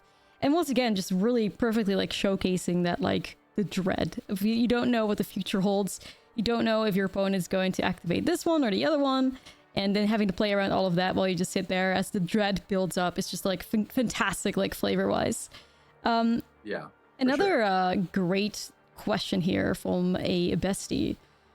They say one of my favorite things about Magic is storytelling through mechanics. An example from Duskmourn is Popular Egotist, which we've laughed about a lot. I don't know if Libby can pull that one up. Sacrificing another creature to gain indestructible. Showing someone surviving by letting someone else die. What are some of Gavin's favorite horror movie references represented through game mechanics in Duskmourn? And speaking about this card, there's so many. Like, look at the flavor text, Gavin. This is why we were like laughing so hard.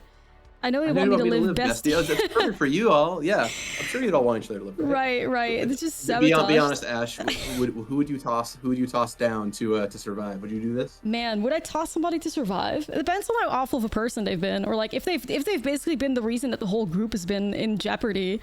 Maybe I would, but outside of that, I don't know. Like you said, it's important to work in groups on Duskmourn.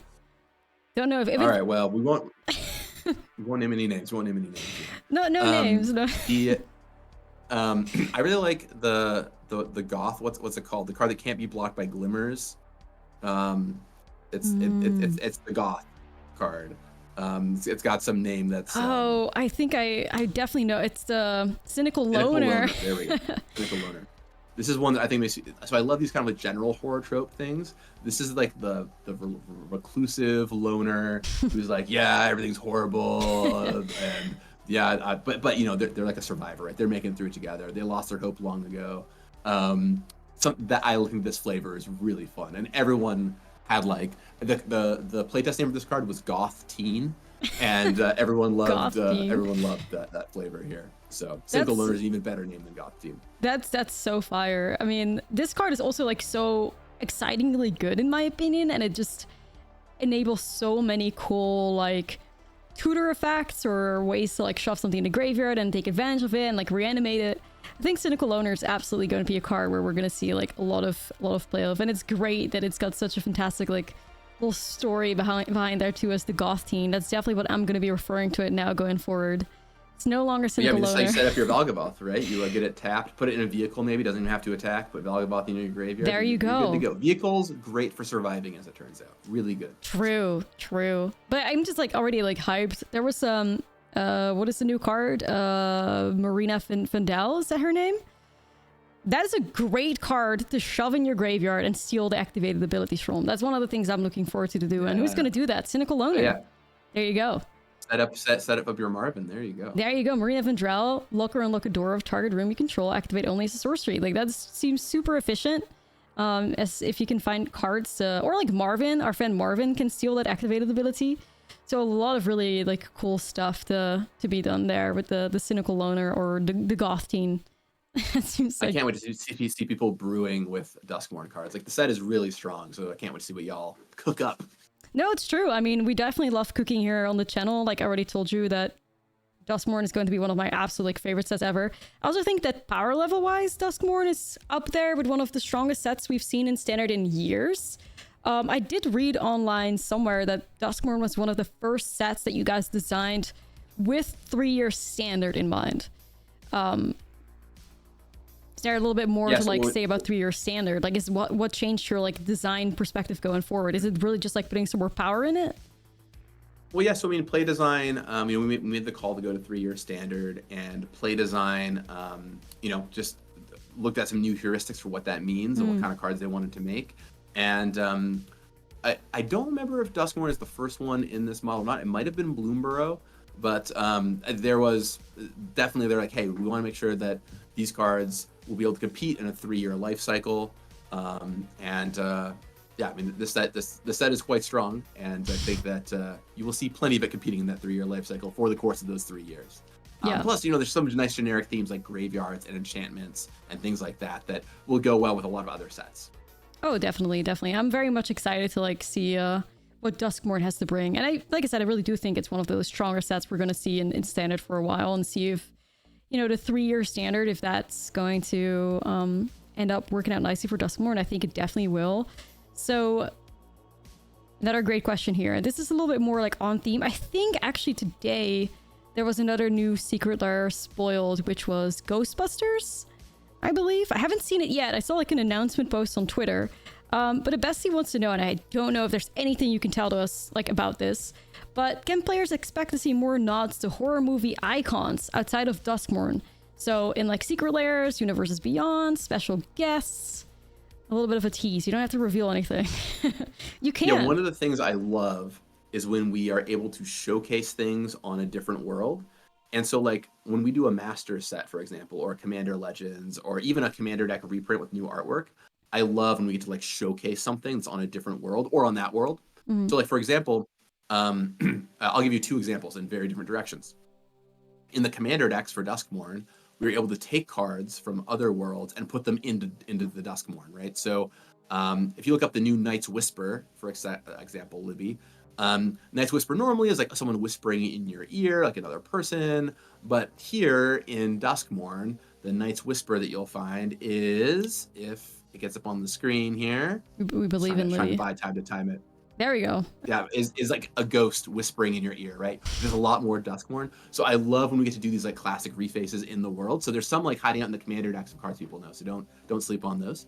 But similarly, when we go to something like a master set, I love finding ways to retheme cards or reskin cards because they can be from any plane in the multiverse. So maybe stay tuned to Magic the Gathering Foundations later this year. You know, that is a set that takes place from all across the multiverse. You'll see a wide variety of planes shown off there, and maybe even some Duskmourn for you. So stay tuned.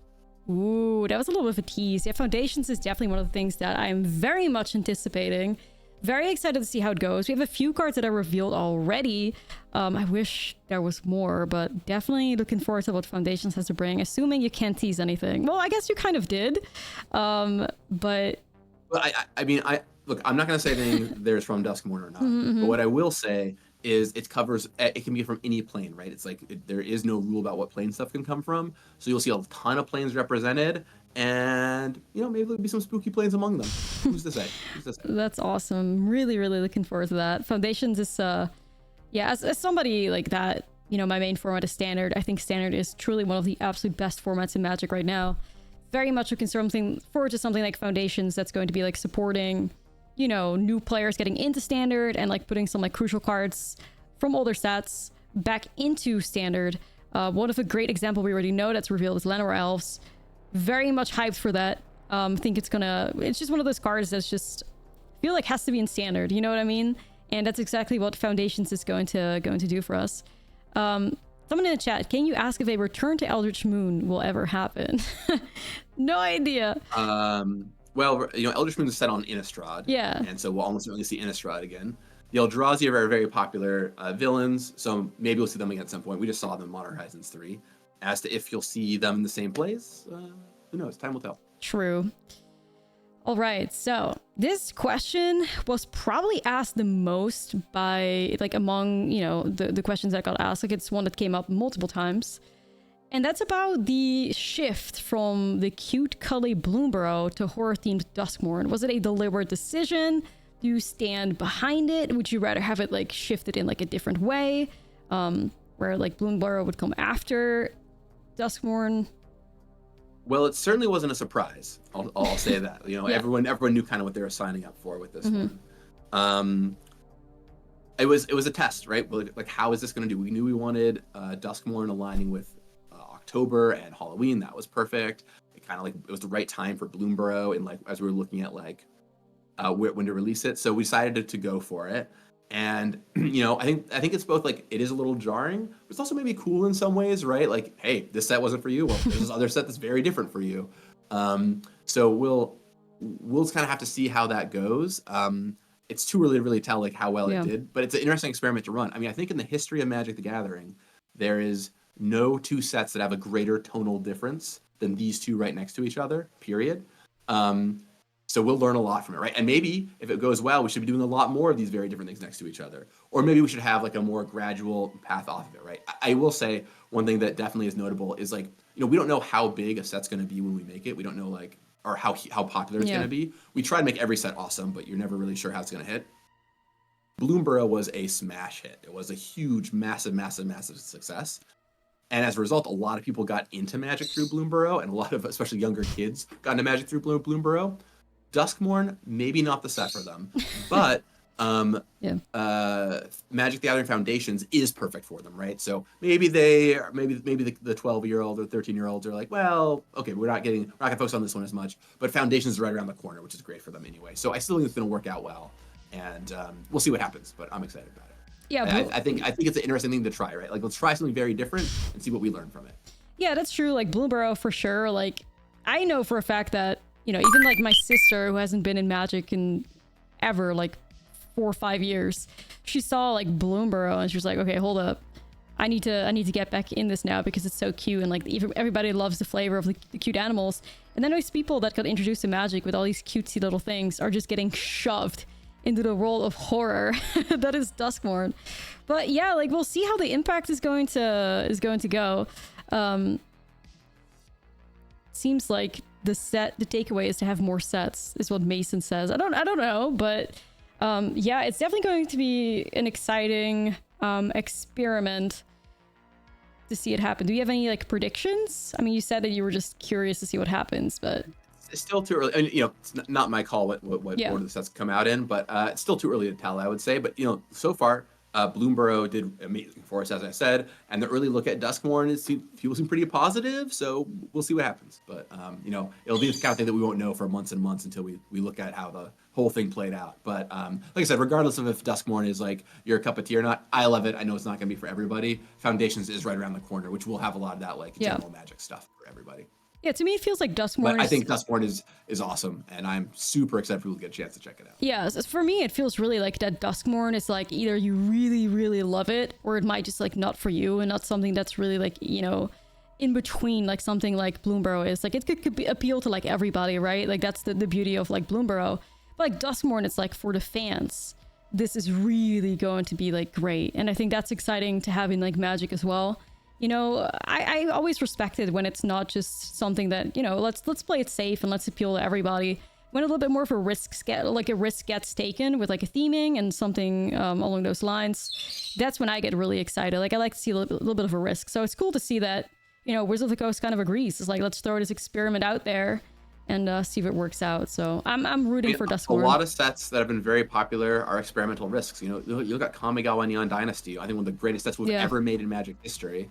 And it's like, we're going back to Kamigawa, a world which failed the first time around, and we're changing what it is to something brand new. Are the old fans going to like it? Are newer fans going to like it? Like, there was a lot of worry inside the building that people would not enjoy the set. Now, as we all know, it was a huge hit, it was a smash hit, etc. But if you don't take those risks, you never find stuff, right? And so sometimes we're going to try out worlds that don't work, and that's totally okay, because you have to try things out to find what the things are that work, you know? And so it's all learning, and even 30 plus years into our game, we're always learning and always experimenting. Yeah, for sure. So Bloomburrow or like Duskmourn's out here, you know, being horror. Somebody wants to know, you know, there are a lot of genres in Magic are happening. Fairy Tales and Eldraine, Westerns and Thunder Junction, horror and Innistrad and Duskmourn. What other genres would Gavin like to explore next? Something that you'd like to see happen? I mean, there's so many we've talked about for so long. I mean, you know, a lot of the ones that I've really been wanting to do for we've done. Like for a long time, I was like, I want to do Viking World, and then we did Kaldheim, and I want to do Egypt World, and we did Amonkhet. But something that I'm certainly very interested in is like when I visited the Philippines several years ago and had a really amazing experience. And something they talked to me about a lot is how much cool like island, like Polynesian and Filipino style culture there is that could be rolled into one Magic set. And that's always really stuck with me. And there's actually a card, see if you can get this one, Libby, Celestine Cave Witch. Which is a card from Mystery Booster 1 that I made based on the lore of the Mombaba Ring, which is this like witch in the Philippines that uses magic from insects to curse people. So that was like an idea I had for a card that was like, ooh, this could be from this mysterious world someday, who knows? But I've always loved the idea of this like Polynesian inspired world. So maybe someday we'll get to go there. Yeah, I mean, a lot of the stuff I love we've done, and you know, so we've done those, and there's some very cool stuff coming in the future I can't tell you about as well. And maybe this is one that maybe it won't be, but you'll have to wait and see. Yeah, I'm really excited for what the future holds as well. But that's a great answer. I would absolutely love to explore that. So hey, I just got a tier 1 sub. Amazing. Thank you. Shout out to the Beasties. Wow. Now I'm really a bestie. It's true, Gavin. Now I've made it. It's true that we're bird besties, and I also like you're an official bestie as well. So thank you. Thank you for the gifty. We appreciate it. So another great question that keep getting brought up. Pauper. What cards does Gavin hope to see in Pauper from Duskmourn? you have any speculations on what you'd like to see take action there? Yeah, I mean, it's always so hard to know with Pauper. I mean, sometimes a card like Cranial Ram comes out and it's like immediately it's going to be a Right. but Pauper is such a unique beast because it's legacy format, or or whatever, like legacy. Anything is legal, right? It's eternal. It's an eternal format. That's a common, so commons only, and the spells are really strong. You're playing with like brainstorms and lightning bolts and whatever, ponders and all the way down the line, right? It's strong, super strong spells. And the creatures you're casting with them are like Gurmag Angler, Tolarian Terror, like these. I remember at one point when you would like play Tron that would be casting Ulamog's Crusher, because hitting Tron, no problem. But then the best thing you could do was cast this 8-mana 8/8 Eldrazi with Annihilator too, So like, it's a very funny format. And so it's sometimes you can tell what's going to get played, but sometimes it's a little harder because sometimes you will introduce a combo card that you don't expect. For example, I'll give you a crazy example. In Modern Horizons 3, we introduced this card called it's something Brood Scale. I don't remember the name, but if you search for Brood Scale, it'll come up. And this is a super innocuous common, right? Just a little silly common that makes an Eldrazi spawn token whenever a +1/+1 counter is put on it, and it has adapt. Very straightforward card. You would not expect this card to see a lot of Pauper play, okay? And we'll see if Libby can get up here on the screen in a second here. Chat saying, "Oh my god, I hate this." I believed in Libby, and I was correctly so. But as it turns out, and if you had asked me before the set came out, if this card would be a popular card in Pauper, I'd be like, no. But as it turns out, there's a common from Tempest called Sadistic Glee, which you can put up on the screen here, that says, whenever a creature dies, put a +1/+1 counter on enchanted creature. And these two cards together create an infinite combo because you sack a creature, that puts a +1/+1 counter on it. Whenever you put a counter on it, you make an Eldrazi spawn, and so you end up with an infinite creature with an infinite mana, right? So sometimes what's going to show up is very unexpected, and it's hard to be able to tell for sure. So it is hard to know. I'll say nothing from Duskmourn immediately has like my like blinder slash thing of like, you gotta be worried about this. We have a new cantrip in the 1 mana target creature can't be blocked this turn. I do not remember the name. Yeah, I'm excited for that one. Very happy to see it. New cantrips, always a possibility. There's some new cheap artifact creatures because of the toy stuff. So like Affinity is always a deck that's viable. So maybe some of those will show up.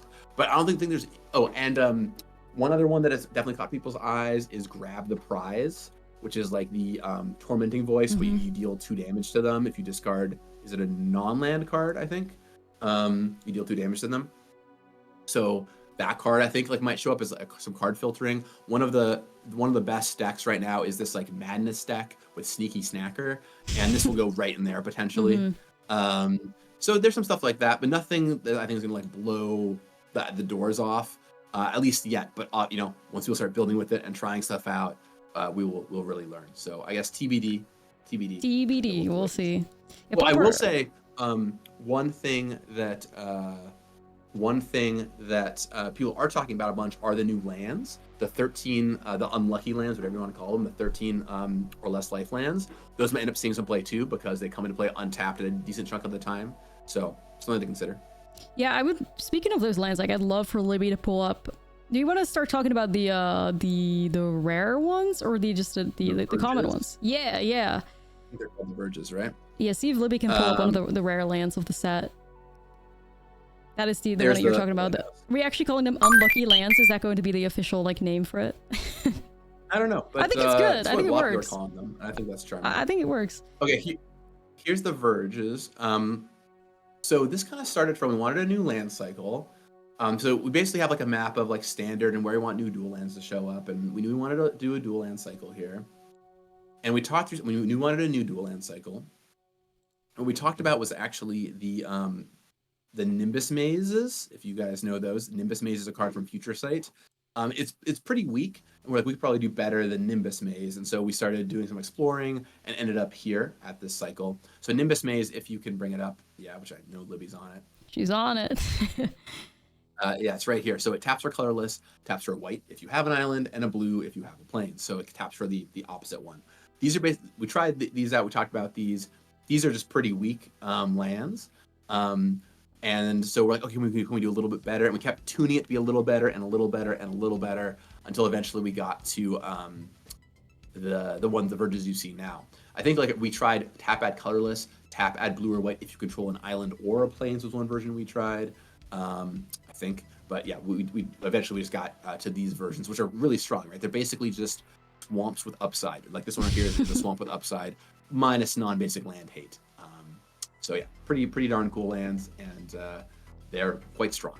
Yeah, I'm imagining we're gonna see the cycle like completed in future sets as well. I'd hope so.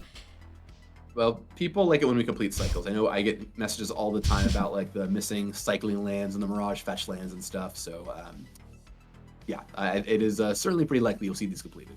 We also don't like standard that usually have like imbalanced mana bases either. Yeah, that was definitely one of the problems. I would say about like a year ago or something, where with the fast lands, I believe it took so long before we got them from Outlaws.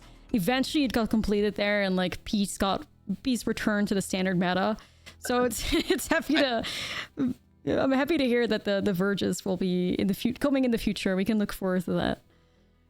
I always think about the Ravnica sets and how like, all right, this Ravnica set has 4 shock lands in it or whatever. That means that for 3 months, these 4 decks or these 4 colors are going to have way better mana than everybody else. So you got to be really careful with it.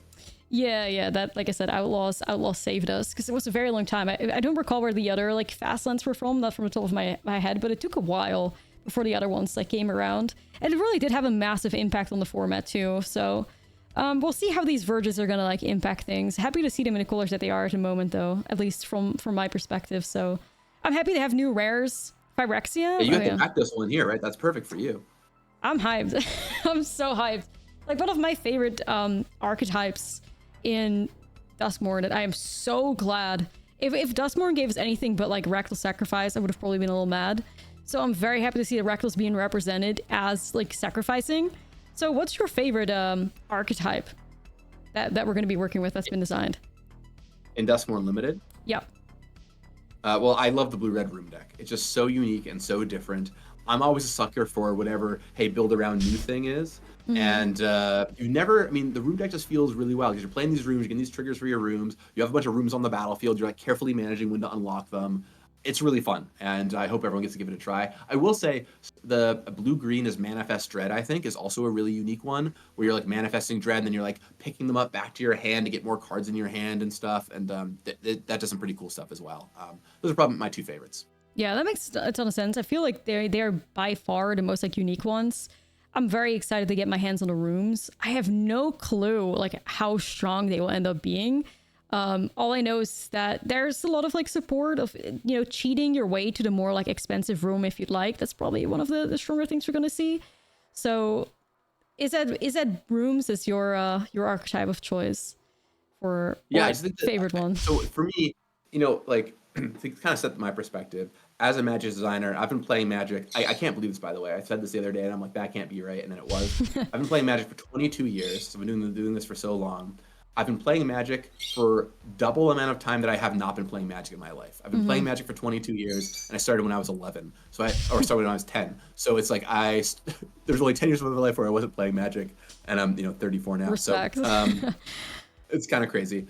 So I've done so many things. I've tried so many archetypes. I've drafted blue-red spells a billion times in a billion different draft formats.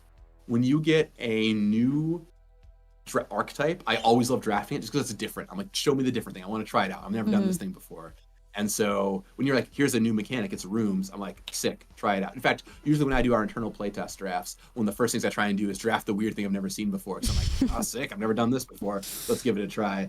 And I love it. So yeah, building around new mechanics is a lot of fun, and the blue-red room deck is a great time.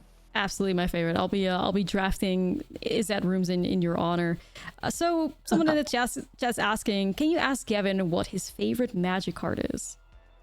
Okay. Well, this is this is Amy the Gaming Princess. So thank you for the question, Amy. Okay, so I always have to separate it a little bit into 3 categories. One is my favorite Magic card before I came to Wizards. because it feels like cheating to like lump them all together because it's easy for me to pick one that I designed if it's after I came to Wizards, right? And then I have after I came to Wizards, and then I have one that's very sentimental to me. So I'll tell you the 3 different ones, and I'll give you a 3-for-1 special here. Okay, Let's hear it. Okay, so the first one before Wizards, that's my favorite Magic card is what Magic player doesn't love a 3-for-1? You know, my favorite Magic card is Future Sight. I love the card Future Sight, originally printed in Onslaught, and now we got to bring back in Mystery Booster 2, by the way, with the Future Sight frame, which I find very, very charming. It's the original Play with Your Top Card of the Library revealed, and you can play it card, so it's the first one of these. And I love this card because it's awesome in Cube, super fun in Cube. It is a card that I always love taking Cube. I played it to qualify for the Pro Tour. I played it in a Grand Prix that qualified me for the Pro Tour when I think probably no one else in the tournament was playing this card. It was just me. I was playing Fairies with Future Sight as my sideboard tech of like, I'll slam a Future Sight on turn 5, I'll resolve it in the mirror, and I'll have infinite card advantage. So that's awesome. And it also just depicts this like cool story moment. It really captured my imagination. It lets you do a lot of really creative things. Yeah. So like Future Sight, big card to me. It got me on the Pro Tour. It's a card I love playing, and I still love playing it to this day. It's indexed when it probably shouldn't be. Valid. After coming to Wizards, a card I made that I'm very proud of is Monastery Mentor. This is a card I designed in Fate Reforged that had almost no changes from my original pitch to final design, which is really rare. Like that pitch a card early on that goes all the way through and stays almost identically the same. The version I pitched, the only difference from my original printed version, the original pitch version, is it was 1 white instead of 2 and a white. That was the only difference. And it's like, it is so rare that happens that it was a really cool card to get to make. Yeah, everybody in the chat is screaming the goats. That card is so fire. It's even seen, I don't know if you're aware of it, but it's even like out here winning tournaments in Standard, by the way. Monastery Mentor is making moves everywhere still. Happy feelings. And then I'll tell you the most like personally meaningful card to me. It's got a pretty fun story attached to it. Okay, so my story is I started playing Magic when I was 10. And when I was 11, I decided I wanted to be a Magic card designer. I wanted to go out and make Magic cards. That's what I wanted to do when I was 11 years old. And so what I started doing is I started practicing making Magic cards. And I would make Magic cards all the time when I was at home. And I would invite my friends over for sleepovers. Like, hey, you want to come over for a sleepover this weekend? It'll be really fun. And I'd get them all to come over. And then they would, I'd be like, okay, great. What we're going to do at the sleepover is all make Magic cards. And so we'd bring them all together. We'd all make cards. Sure. And then overnight, my mom would print them out and cut them up, and we would then draft them the next morning. So really shout out to my mom, this total hero here, right? But we would all make Magic cards, and we'd print them out and we'd draft them the next day. And I did this for years and years and years, and then I went pro when I was like 15, started playing on the Pro Tour, and I like forgot about all this, right? Well, years later, when I was started Wizards when I was 21, and I came home for U.S. Thanksgiving break. And my mom was like, hey, I found something, I wanted to give it to you. And she gave me this box, this little plastic box full of all the cards I made when I was a kid. She had kept all of them from when I was making them when I was a kid, making them at sleepovers. And I looked through them, and they were just absolutely outrageous, right? There was like this one land I remember that was like tap for 2 mana of any color or to draw 2 cards. Nice. It was absolutely crazy, right? Nice. These like totally ridiculous card designs. But I'm flipping through them, and I'm like, I stop at one. And I'm like, this is a card that actually we could make. And I go back to the office, and I'm working on Gatecrash. It's the first set I got to really work on. And I pitch it to Dave Humphreys, who's the lead designer of the set. And I think, hey, this could fix a problem in the set. And he's like, that sounds great. And he puts it in the file, and it gets printed exactly as I made it when I was 11 years old. And it's not a very good card, okay? It's this card called Serene Remembrance. You can bring it up, Libby. It's a single green mana, and it shuffles 3 cards from a graveyard into its owner's library.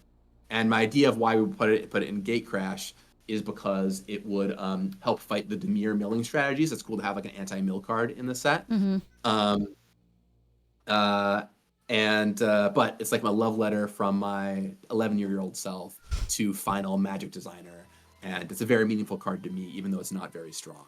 Oh, so that's a great story. It's a very meaningful story. So that's a card that means a lot to me. Your mom being the absolute MVP, keeping all that and printing everything out. Like, chat was constantly screaming how, like, the greatest sleepover of all time.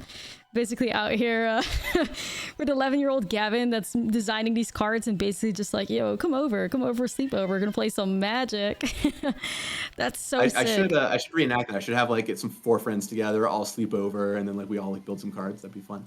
I mean, really shout out to my mom. My mom was like the team Magic mom. She came to all my tournaments. She would, because I was a kid, I was like 13 or 14 playing at events. So she would like hang out and like, you know, just watch, be around. Like the other kids and other players got to know her. All the judges got to know her. Oh, hey, that's Gavin's mom, right? She was really a team mom. And like she would bring snacks for everybody, you know, like, oh, you get hungry during an event, you know, you can go to Gavin's mom. She keeps like protein bars on her or whatever. She was, she's a great mom, and she really instilled a lot of that in me that I get to take forward with me in my life, which means a lot. So someday I hope to have kids, and I want to be like that for them, you know.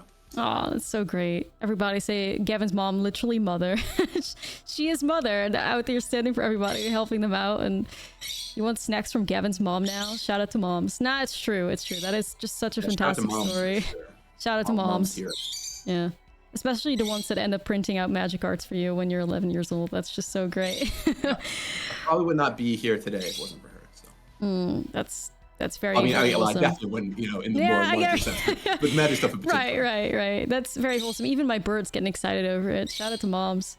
Yeah, so speaking of Duskmourn, do you have a favorite card from Duskmourn specifically? You can think of one.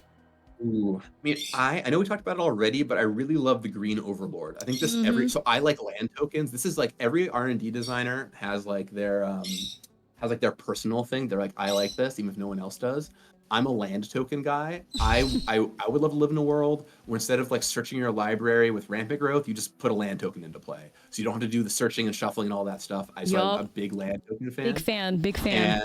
And I know Arena is not as much of an issue, but in paper I just hate all the shuffling. No, trust me. Like the amount of times I've played Commander and it's like, well, I could play this fetch and shuffle my whole library, or I can just hold it for the rest of the game so I don't have to shuffle my library, and then I end up holding that fetch forever and never like cracking it because I don't want to shuffle. Big fan. Remember when I was playtesting like Extended back when I was a pro player? I would have these decks with all these one of shock lands and fetch lands, and I would actually just keep an extra set of the shock lands over to the side. When I cracked a fetch, I would just like grab the shock land and put it into play. I'm like, I'm not going to deal with searching. It's wasting testing time, you know? True. So anyway, with Overlord of the Hauntwoods, we make this everywhere land token. I'm like, okay, we got this one through. What other land tokens can we make? True. You know, perhaps not coincidentally, Staff of Titania is another card I made that makes 1/1 Dryad Arbor tokens. Granted, Yanni had them in the main set as well on a different card, but I'm a land token fan, so you'll maybe see more land tokens from me in the future. We'll see. Yeah, do you have any ideas in mind already? Like, is your brain thinking like, ooh, we could maybe go this direction next? Or do you? Yeah, I mean, you know, maybe someday we'll get to the rampant growth for make a land token. Probably not. But I also made a Generated Horizons, which is a card from Mystery Booster 1 that makes land tokens. So you can see a little theme You're there. Trying to like get it in there.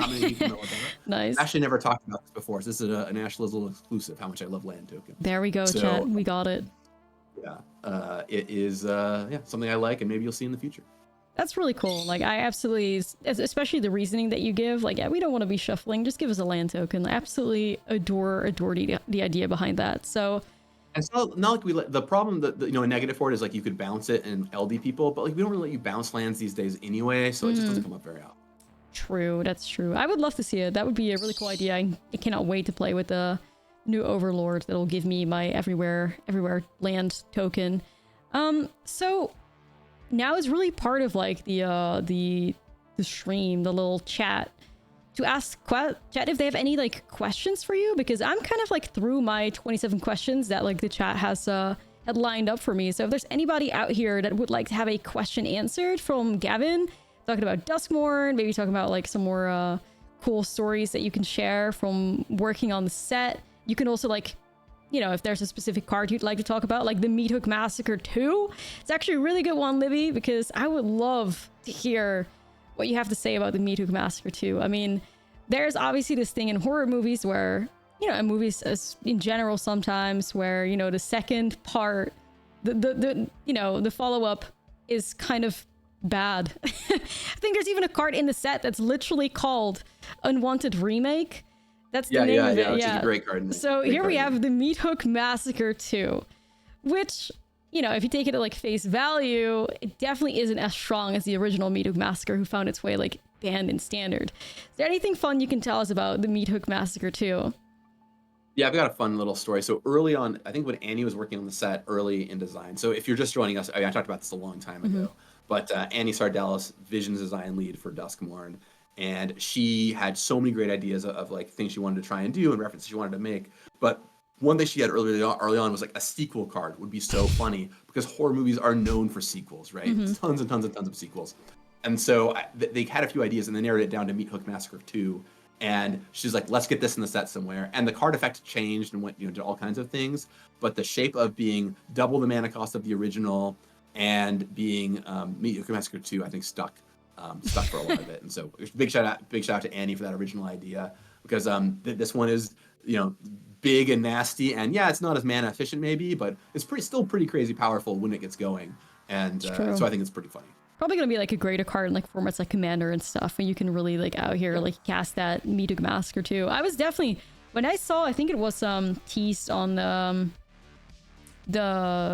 somewhere, it was teased somewhere that there was going to be a Meathook Massacre 2.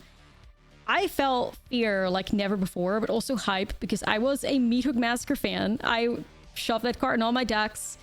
I still was on team unbanned Meathook Massacre till the very last day of rotation. And then it got announced, Marrow's blog, that Meathook Massacre had a sequel, and I was hyped. So I'm really excited that you guys went for like the Meathook Massacre 2 out of like everything. And I'm gonna find a way to like break it in my favorite format standard, and if not, it's going to be shoved in all my black Commander decks without hesitation. I mean, and 4 black pips, play that, you know, whatever Doomsday Demon deck you end up making, you know, you gotta get all that black mana anyway. Why not get it? That's really true. That's really true. Like, that's one of those cards, once again, that just gets my gears turning. Like, what can I do with this? How can I break it? Definitely excited for the Meathook Massacre too. Let's see if chat has any other questions here regarding Duskmourn for yeah, Gavin. and I'll take it. It could be Duskmourn, could be Magic's design, Magic could in be general. Just, me, you know, whatever. We got a little more time here. Don't have a ton of time left, but a little bit of time to answer a few questions. Yeah, don't worry about it. If at any point like the time becomes a little bit too you've given us some fantastic like spoilers here for Duskmourn and new information that we'd never find out. Like, I will be retelling the story of how like Dread gets basically manifested through card design in Duskmourn to anybody that I can spill that to. So there we go. Poised Owls, what formats are you playing the most at the moment? What does Gavin Magic play in free time? Yeah, sure. So I, of course, as the Pauper guy, always keep an eye on The the pulse of Pauper guy. Pauper. I know I talked about that a little bit earlier, but I got it. I play plenty of Pauper. I really like it. I'm playing this Boros synthesizer deck that I really enjoy, which is like Mardu synthesizer. Or sorry, it's I'm playing Mardu synthesizer. Boros synthesizer is like the normal version, and I'm playing Mardu, which is pretty fun. Sweet. Where you have to bounce experiment synthesizer a bunch of times. It's a card I really like. I love Cube Draft. It's one of my favorite formats. I'm going to an event called CubeCon next month here in the States, and my cube got accepted as one of the featured cubes of the event. So Sweet. I am like tuning it to try and get it just right. And actually, like they extended the window so I could fit Duskmourn cards in before I had to lock down my cube. And so I'm trying to get like stuff just right there. It's playing a lot of that. And then, you know, Commander is the format that I focus on the most here at Wizards. So a lot of Commander play testing, just because that like I help lead the Commander team here. Now, don't get me wrong, I love Standard. A lot of cool stuff happening there too. One of my favorite formats as well. Always love Standard. But I'm focusing on a couple other things right now at the moment. But I'm excited to dig back into Standard on Arena with Duskmourn. Yeah, so speaking of Commander, question earlier asked from Ryan. We know that the design team takes into consideration various formats when constructing a Magic set. What unique challenges did Duskmourn present when trying to satisfy the desires of players across multiple formats? Are some cards designed to be staples in specific formats? Are there any specific Duskmourn examples that you are able and willing to share? So maybe something that you were like, yeah, this is going to be great in Commander, or... Yeah, well, I mean, so one of the things we try and do is, so when we're making a Magic set, we want like the set to have stuff that excites everybody, right? So like, hey, if you're a Commander player, you love stuff for Commander. You're a Standard player, here's something for Standard. You're a Modern player, here's something for you, whatever, right? And one of the places we can do that the most is when we make cards that excite multiple categories of people. And not to go back to them for like the 5th time today, but it really is true. The Overlords to me are really nice in that category because they're going to be standard cards. You're going to see these cards in standard, but they're also awesome commander cards. Like, okay, the green Overlord makes an everywhere land token. That just is an accelerant that accelerates you then subsequently every single turn once it's off impending. And because of impending, they also, like, you can put them out there, they'll survive board sweepers until they finally come off impending, which is really nice. The black one that like raise dead stuff every turn, also really nice. So that's really sick.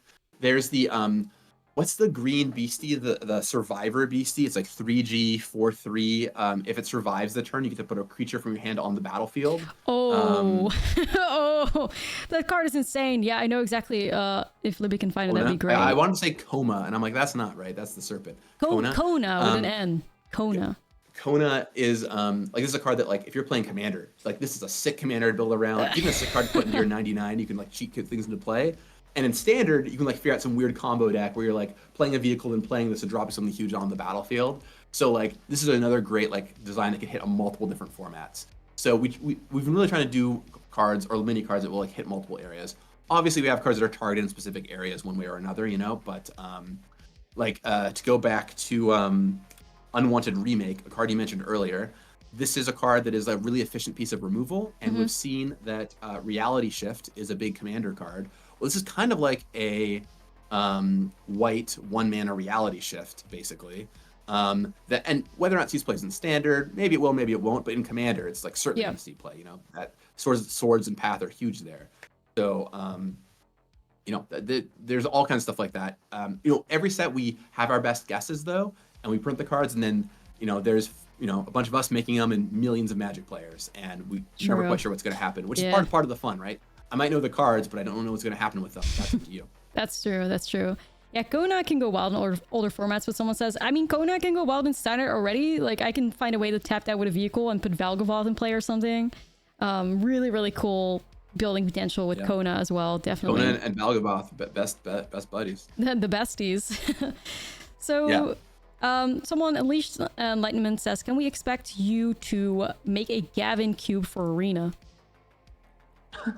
If they ask me to, I would happily do that. That would be if they want a fire. celebrity guest designer, hit me up. I'll tell you, my cube right now is extremely arena unfriendly because the cube I have is only cards. It's a very unique cube. It's 1/1 20 life, like a normal cube, but it's only cards that have originally premiered in commander decks and commander sets. So it's a very strange cube because a lot of people have never seen these cards before, but most of them are not on arena. So that cube cannot go on arena. But I'd be happy to cook up some crazy thing for arena. So they're all going to reach out to me if they're interested. I do have a lot of stuff going on, but if they reached out, I'd make the time for it. I'd make something crazy for you all. I would definitely be playing in the Gavin cube for sure. Let's see if we have another question here. Let's see. Someone asked thoughts and reasons on adding Omniscience back into standard and foundations. Like, you spoke about foundations a bit. I think that's one of the cards that people are like, whoa, getting this back into the game is going to be interesting. Yeah, any thoughts on that? Okay, so the design mission for foundations, where they kind of started, was imagine there's just a set called Magic the Gathering. That's the set. It's Magic the Gathering. What would you expect to be in there? What are the cards that like perfectly embody their color? And so we started doing a lot of that, right? And obviously we didn't put everything in the kitchen sink there. We wanted to make sure that standard would stay balanced, but we really tried to do that. And in blue, like, Omniscience is such an iconic card. And another thing that's really important to us is that we want to make sure it wasn't just like, oh, this is the set for beginners that only beginners play. It's like, no, this is a cornerstone of standard. 6 cards have to be in here. And so Omniscience is a card where it's like, it's iconic. It feels super blue. People love it. And it's like, this is a banging card. You will want to get packs to go try and find this. So all those things together made us tilt us toward putting it in foundations. And you know what? It is crazy. We talked about this card a lot because Foundations is going to be standard legal for years and years and years. And we talked about, is this going to block us on future cards we want to make? So we tested it a ton and ultimately decided to go forward with it. And I guess we'll see in a few months, right? Yeah, that's true. Like, that, I can only imagine how many like possible challenges that could bring to be working on a set that is around for many, many more years than a standard set would come and play normally. Especially something like Llanowar Elf. Like, you're telling that there's power in here. Like, there actually is like a Llanowar Elf that's going to stick around. I, for one, when I'm building in green and standard, I'm always missing that Llanowar Elf. I'm like, ooh, if I could just run out this 3-drop on turn 2, I'd be so happy. And now we're actually going to get that back. It's going to be interesting to see how that's going to play out for sure. Right. I mean, there's anything... And Standard's definitely been evolved. Hey, we all know Llanowar Elf is here. Let's all build toward it and, know that that's there as a tool. And it's fun, though. It's an iconic card, you got to love it. So any teasers, and you don't have to reveal anything, but any teasers that you could give us for us. So we have seen a green card now. We've seen a blue card now. Anything that you can tell us about black, red, and white, maybe? I mean, we see this new card now that's familiar. That's actually cool, too. Love this card. This is a card of what we call like... so one thing... Okay, I'll give you a little teaser, actually. So one of the things that's really important for these sets, like Foundations, is that the cards are understandable. But that doesn't mean that they have to be easy to read necessarily. It means that they need to be flavorfully understandable in many cases. And 9 Lives Familiar to me is a great example of a card that it's got a lot of words on it. It's a little complicated, but the flavor of a cat with 9 lives is so good that you see it and you're like, oh, that's perfect. I love it. It's amazing. And so you'll see a lot more stuff like that where, maybe it's not the cleanest card in the world, but even though there's a lot of words, you read it and you get what's going on because the flavor is just immaculate. And you can expect some of that happening. Yeah, so like teasers. What do you think? What does black have in store for Foundations? Okay. How about this? Here's a teaser. We wanted to make sure that you find a lot of core effects, right? Things that you would really expect from Magic. So if you think about all the classes of Magic cards that black would get, you're like, okay, we made sure the black has access to them, right? So if you're like, oh, black probably is going to get some discard and some reanimation and some ways to kill off creatures. So we want to make sure that all the classic effects are available in every color that you would expect. So I'm not gonna say what those spells are, but you can imagine, what kinds of cards it could be. Now, set your expectations appropriately, right? Like, if I say there's a reanimation spell, I'm not saying it's going to be reanimate, but you can expect that there's something for each color that feels very much like that color.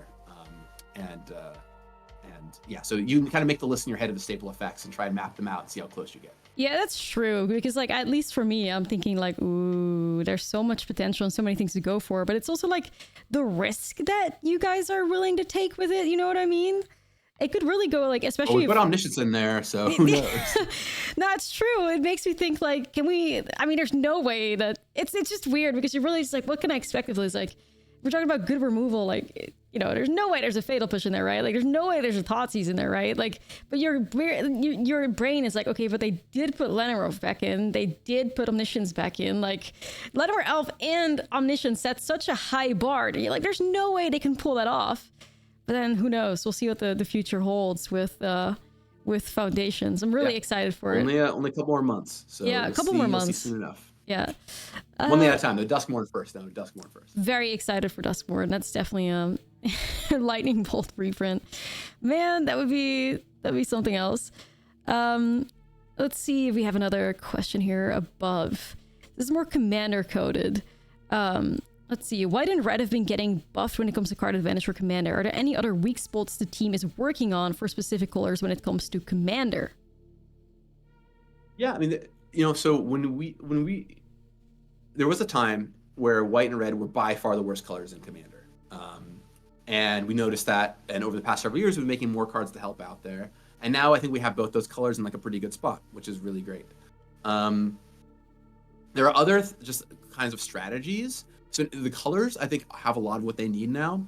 But there are some strategies that we've been talking some about recently about how can we make this kind of strategy better? A good example is normally more aggressive strategies are just horrendous in commander. And I'm not saying I want a game to end on turn 5 because you're aggroing someone out with 2/1s. But are there kinds of things you could do that make it feel like you get to be a little more aggressive? Because a lot of players love playing aggressive Magic, and they don't get to because in Commander, and they don't really get into Commander as a format because you can't do that. So actually, the Valgavoth deck, the red-black deck, if we'll bring that up here on the screen. Oof, that one is the Valgavoth strong. Deck is awesome, and it does get that more aggressive gameplay, right? You want to make all your opponents lose life. You get to feel like an aggro deck.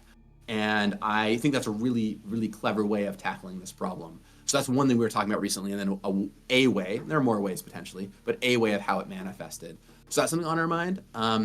We're always looking for holes that are that colors might need, but in general, like the color pie is pretty important too. So we don't want to mess with that too much. So nothing I can say at this time, but thinking about different archetype balance is something we've thought about a bunch too. Yeah, that makes a ton of sense. So the Lord of Pain too, like that's another great example of like, yeah, don't gain life. I'm going to damage you. Yeah, I think that especially for like Duskmourn, I spoke to you about this in Amsterdam as well. I think that the precons are truly one of the absolute like greatest products that, get brought out in Magic the Gathering. I think the precons are just such great value. A couple weeks ago, I was with my sister in New York, and we were just like, girl, I want to get you back into Magic the Gathering. She was super hyped with Bloomborough, went to a store, picked up a precon, and we were literally playing by the end of the evening, right? And she's holding on to that deck for dear life, and it's just so great. And there she is in the chat. And the deck is actually just holds up so incredibly well against the, the decks that I have built myself, like my own commander decks that I made. I think the precons are just getting like better and better every time and more flavorful. Is there anything from like the precons that, all right, Vimpy, it's just going, she's going crazy. Is there anything from the precons that, you feel like stands out the most, that you're the most excited for? Like, is it any of the precon commanders, or like any of the cards that get shoved into precons that you're excited for being in there? I mean, so many of them. I mean, as I mentioned, I help lead the commander team. So working with all of them on the decks is something I'm very passionate about. Honestly, out of the 4 that we just came out with, while I do have a soft spot for Amanatu because there it is on screen. Perfect, Libby. Man, you really are on it, Libby. Great job. Yeah. Because I helped build the first Amanatu deck back in Commander 2018.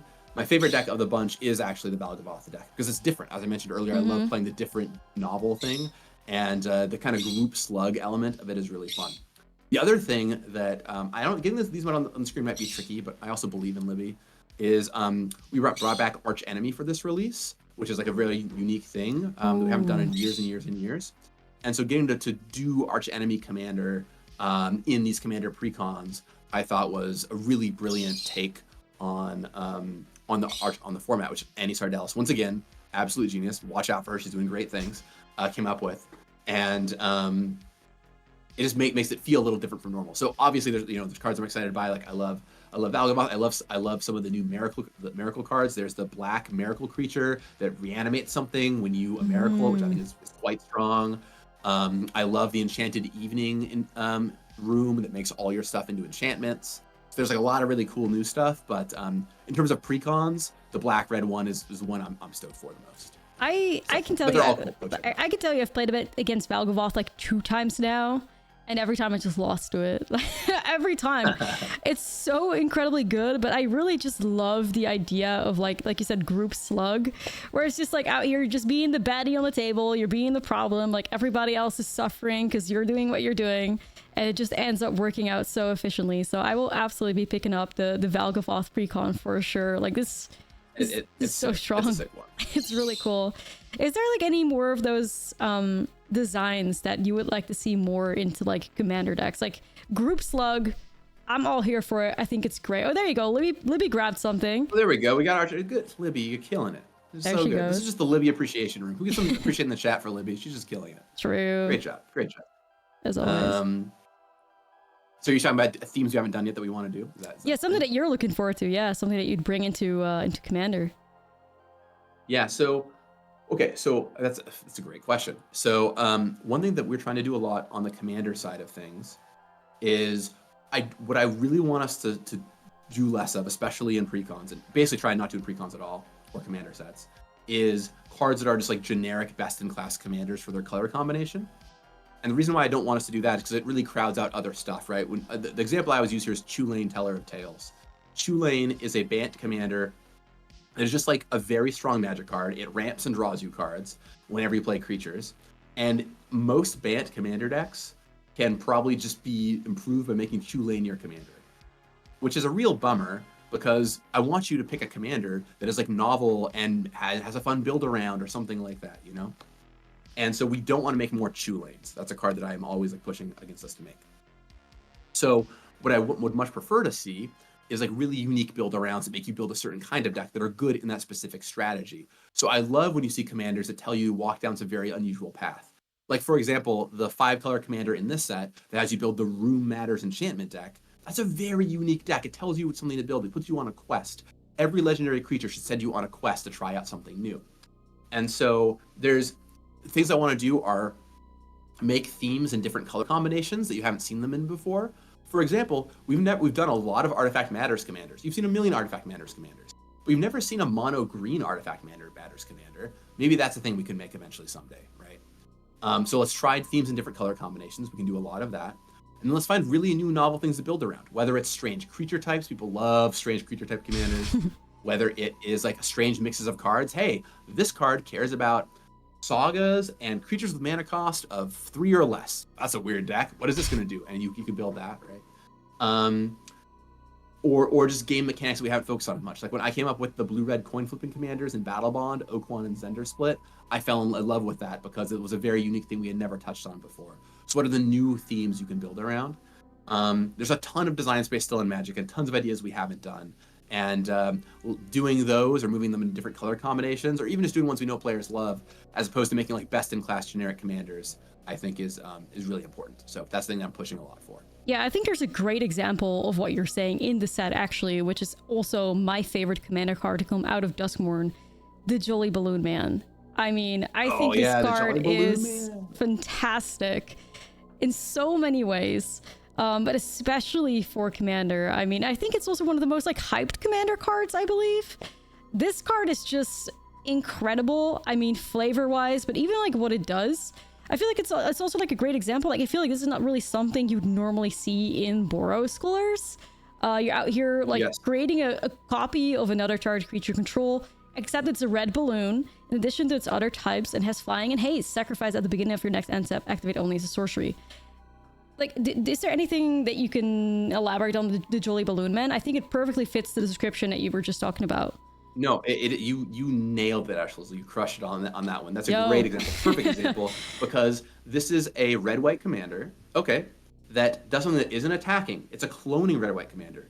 I don't think we've never seen that before. I don't think there's ever been a single red-white commander that clones creatures like this, and it gives you a whole new deck to build. You see this and you're like, okay, I want to put things with a bunch of ETB so I get abilities. Oh. But maybe I want to include untap stuff so I can do this multiple times in a turn. And it really gets the gears turning of what you want to do with it.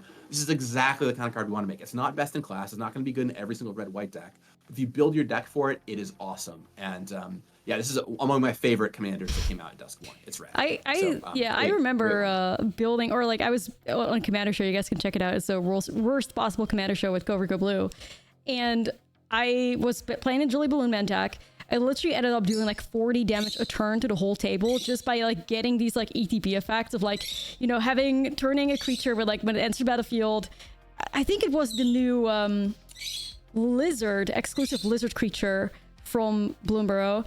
That's like, I think it's Agaze something, where it's like when a creature enters, you deal 1 damage. I had an O'Hare Ashlizzle on the board that's like, instead of dealing 1 damage, you deal 4 damage. Then I had like an O'Hare Tack on play as well, which is like if you create a token, you create 3 tokens instead. And that just like ended going absolutely nuts, and the whole table ended up taking so much damage. And that was only possible because of like the Jolly Balloon Man. And I just absolutely love that it creates such a unique like strategy like that. So are there like any other commanders from Dusk, or like Duskmourn specifically, or I guess legendary creature cards in Duskmourn, that get you excited like that? Like, what are your favorite Duskmourn commanders? Whoa. I mean, I mentioned Valley Moth already. Like, the group slug thing does get me very excited. Almanatu Miracle and Big Enchantments, also as a face commander, is super exciting.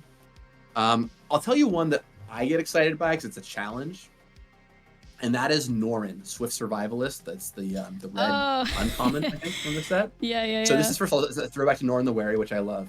But it says whenever a creature you control, I think it's whenever it becomes blocked, you can exile that creature, and you get to play that card from exile. So it's like you want to make creatures that have like ETBs that you get your opponent to block, and you force them to block somehow. It's a very strange commander deck you can try and build, but you've never built anything like this before, which I think is really fun. So that's one that I know captured my imagination when I saw it the first time. It's a very strange card, but I'm in for the strange challenge. Right? Give me a strange challenge. So I'm all Yeah. about it. So yeah, are there any cards you have in mind? Like if you were to build, like a Norn deck, what are you shoving in here? Wait, I want red creatures with ETBs. So I want just creatures that have strong ETBs on them, and I want ways that can force my opponent to block. For example, Famiko the Low Blood gives everything Bushido X and forces everything to attack every turn. Well, I'm going to be attacking every turn anyway because I want my stuff to get blocked. So and it's got Bushido it'll have Bushido. So that's like a funny thing you could do here. There it is. Famiko the Low Blood. Makes your opponent's stuff attack every turn. So your stuff is ready to get through. You'll probably have some saboteurs in there as well. There's a card called there's some blocking forcing stuff, and I can't remember the names of any of them off the top of my head, but I would love to put in some of the blocking forcing cards, things that like grant provoke or things like that, so you can make creatures fight each other in combat, to make your opponent forced to block, just stuff like that. And then red saboteurs, stuff that when it hits them you get bonuses, is exactly what you want in this kind of strategy. So I haven't built the deck yet, but I know I got very excited about it. So That's great. I hope we can see a build of that in the future from you. That'd be pretty awesome. Unleash Enlightenment's once again saying, "Yo, Gavin, give me a better red-white reanimator commander than the double-sided Fox/Luca. Pretty pleased with a cherry on top." A little Unleash request. Enlightenment. Noted. It's up here now. See what I can do for you. Ooh. We should probably get wrapping up here in the next 5 to 7 minutes. So Sounds there's good. a couple more questions you want to take, Greg, or any closing out you want to do. It's it'd be a great time for it. But I've had a great time talking about Magic. Now I gotta get back to making Magic. Magic, yeah. Any last few questions you want to hit upon really fast, Ash? Yeah, let's see if we have like maybe one more question from the chat. Somebody that can give us like a last question. Comments on the enchantment removal on Black Duskmourn. Is that a good question to end on? I mean, I feel like it's necessary, but maybe you have something to say about it. Here, I can answer this one while you look for the final question. So I'll answer the Black enchantment removal one, and everyone in chat can spam your best final question, and we see what happens. Okay. Mm-hmm. All right. So Black. Ages ago, we were working on, I think it was original Theros, who really noted how both Black and Red not being able to deal with enchantments was a huge problem, right? Red can't kill artifacts, Black can't kill artifacts, Red can't kill enchantments, Black can't kill enchantments. It was this huge issue because these two colors were just cold to these kind of themes. So we talked about it for a long time and decided that we needed to open it up somewhere. And what we ended up preserving was killing artifacts is still a thing that there's not a thing that Black can do. Red can kill artifacts and can't kill enchantments. Black can kill enchantments, but not artifacts. So that's where we kind of drew the line, right? But Black would be very bad at it, right? Black is tertiary and like far in killing enchantments, and really only enchantment focused sets. So in enchantment focused sets, we allow for enchantment removal. We've seen like there's the one in Duskmourn, or not Duskmourn, the one in Wilds of Eldraine. It's like 5 mana, kill a creature or enchantment. There is Mire and Misery, which makes people sacrifice enchantments or creatures. There is Feed the Swarm, of course. And now there is this new one in Duskmourn that's 3 mana to kill a creature or enchantment, lose 2 life. We've been doing this for a little while. It's not a new thing, Black killing enchantments. This is one of the better rates we've given it, for sure. So we'll see what impact it has. But ultimately, it's just really important that Black isn't cut off from killing both artifacts and enchantments for design. It just really causes challenges. So you're not going to see like a ton of it, but you will see some of it. And this new 3 mana card is a card that is an experiment. We'll see how it is. Yeah, I'm very excited for it. Now I think it's great. Yeah, let's go on to the last question. I saw chat just blow up. Let's do it. Kinds of stuff. Let's do it. I think I found a good one. What do you got? Poise Owls, some new creature types like Gremlin Toy. How do you decide when a creature gets a new type and when it should have an existing creature type? Is it easy to add new creature types? That's a really good question. What a great question to end on. When it comes to creature types, there's a lot of discussion on the creative side that goes into like, what should a new creature type be? And a lot of debate back and forth. Like, oh, is this really a toy or is it a construct, right? And ultimately what we try and think about a lot these days is it going to be something are we going to do a lot of it? Because if we're going to do a lot of it, it makes sense to make it a creature type. Is it going to be, is it different enough from something else? And is it going to be fun and flavorful? Like toy to me is an example of, this is a world where you have these haunted toys. It's just fun to say you have a toy creature. It's just a fun thing to say that you have on the battlefield. And so we wanted to make that an actual creature type. There is something to be said, though, for the dangers of creature type proliferation. I'll give you a great example. Constructs. So it'd be really fun to make a lord that like impacts all of like your constructs. But okay, we've got constructs and golems and servos, and now we've got toys and robots and whatever, right? There's all these different types. And when you go to build your construct matters deck, you're going to be disappointed by how many of them are different, right? It's like, for example, we've talked about this before. Imagine if someday we introduce a set that wants to do half elves. For whatever, there's some reason in Magic. Half elf is a classic D&D fantasy thing. If you could imagine doing that, right? And in fact, we talked about this when we were doing the D&D sets. Should half elves be a type called half elf or something like that? And the problem is then they wouldn't work with any of your other elf cards. So you couldn't put any half elves in your elf deck, which was clearly ridiculous. So we ended up with the solution of we'll make them elves and humans together, which you see on some of the cards in the D&D sets. So it's always a question, because the more creature types we make, the harder it is to be able to put them together, and you have to start batching them in strange ways. But there are cases where it's the right thing to do, and toy is one where it makes a lot of sense. And every single set, we have this discussion when we have something that we think is worth doing. And I'm really happy with, for example, with Bloomburrow, that we're able to blow some of these types out. Hey, we've got an otter deck now, we've got a raccoon deck now, and that's awesome. So that's kind of the story on creature types, and it's just a lot of discussion and a lot of debate internally. So thanks for all your feedback, and you can, if there's one you think should exist or shouldn't exist, let us know. Awesome. Well, Gavin, thank you so much for joining me here today. Thank you for taking the time out of your day. It's been like 3 hours, almost 3 hours of like talking Duskmourn and everything. Also, your like personal stories that you've like shared with us. We'll never forget the Gavin sleepover. So it's been so great having Everyone you. wants to Gavin sleepover now, yeah. Yeah, I wonder if there's anything that you would like to plug to the audience. Like, I know you have a great YouTube channel that people should definitely check out. Is there anything else you'd like to? Yeah, I'll plug something. There's this, I work on, as like a little side project, I work on this game called Magic the Gathering, and there's a new set coming out called Duskmourn.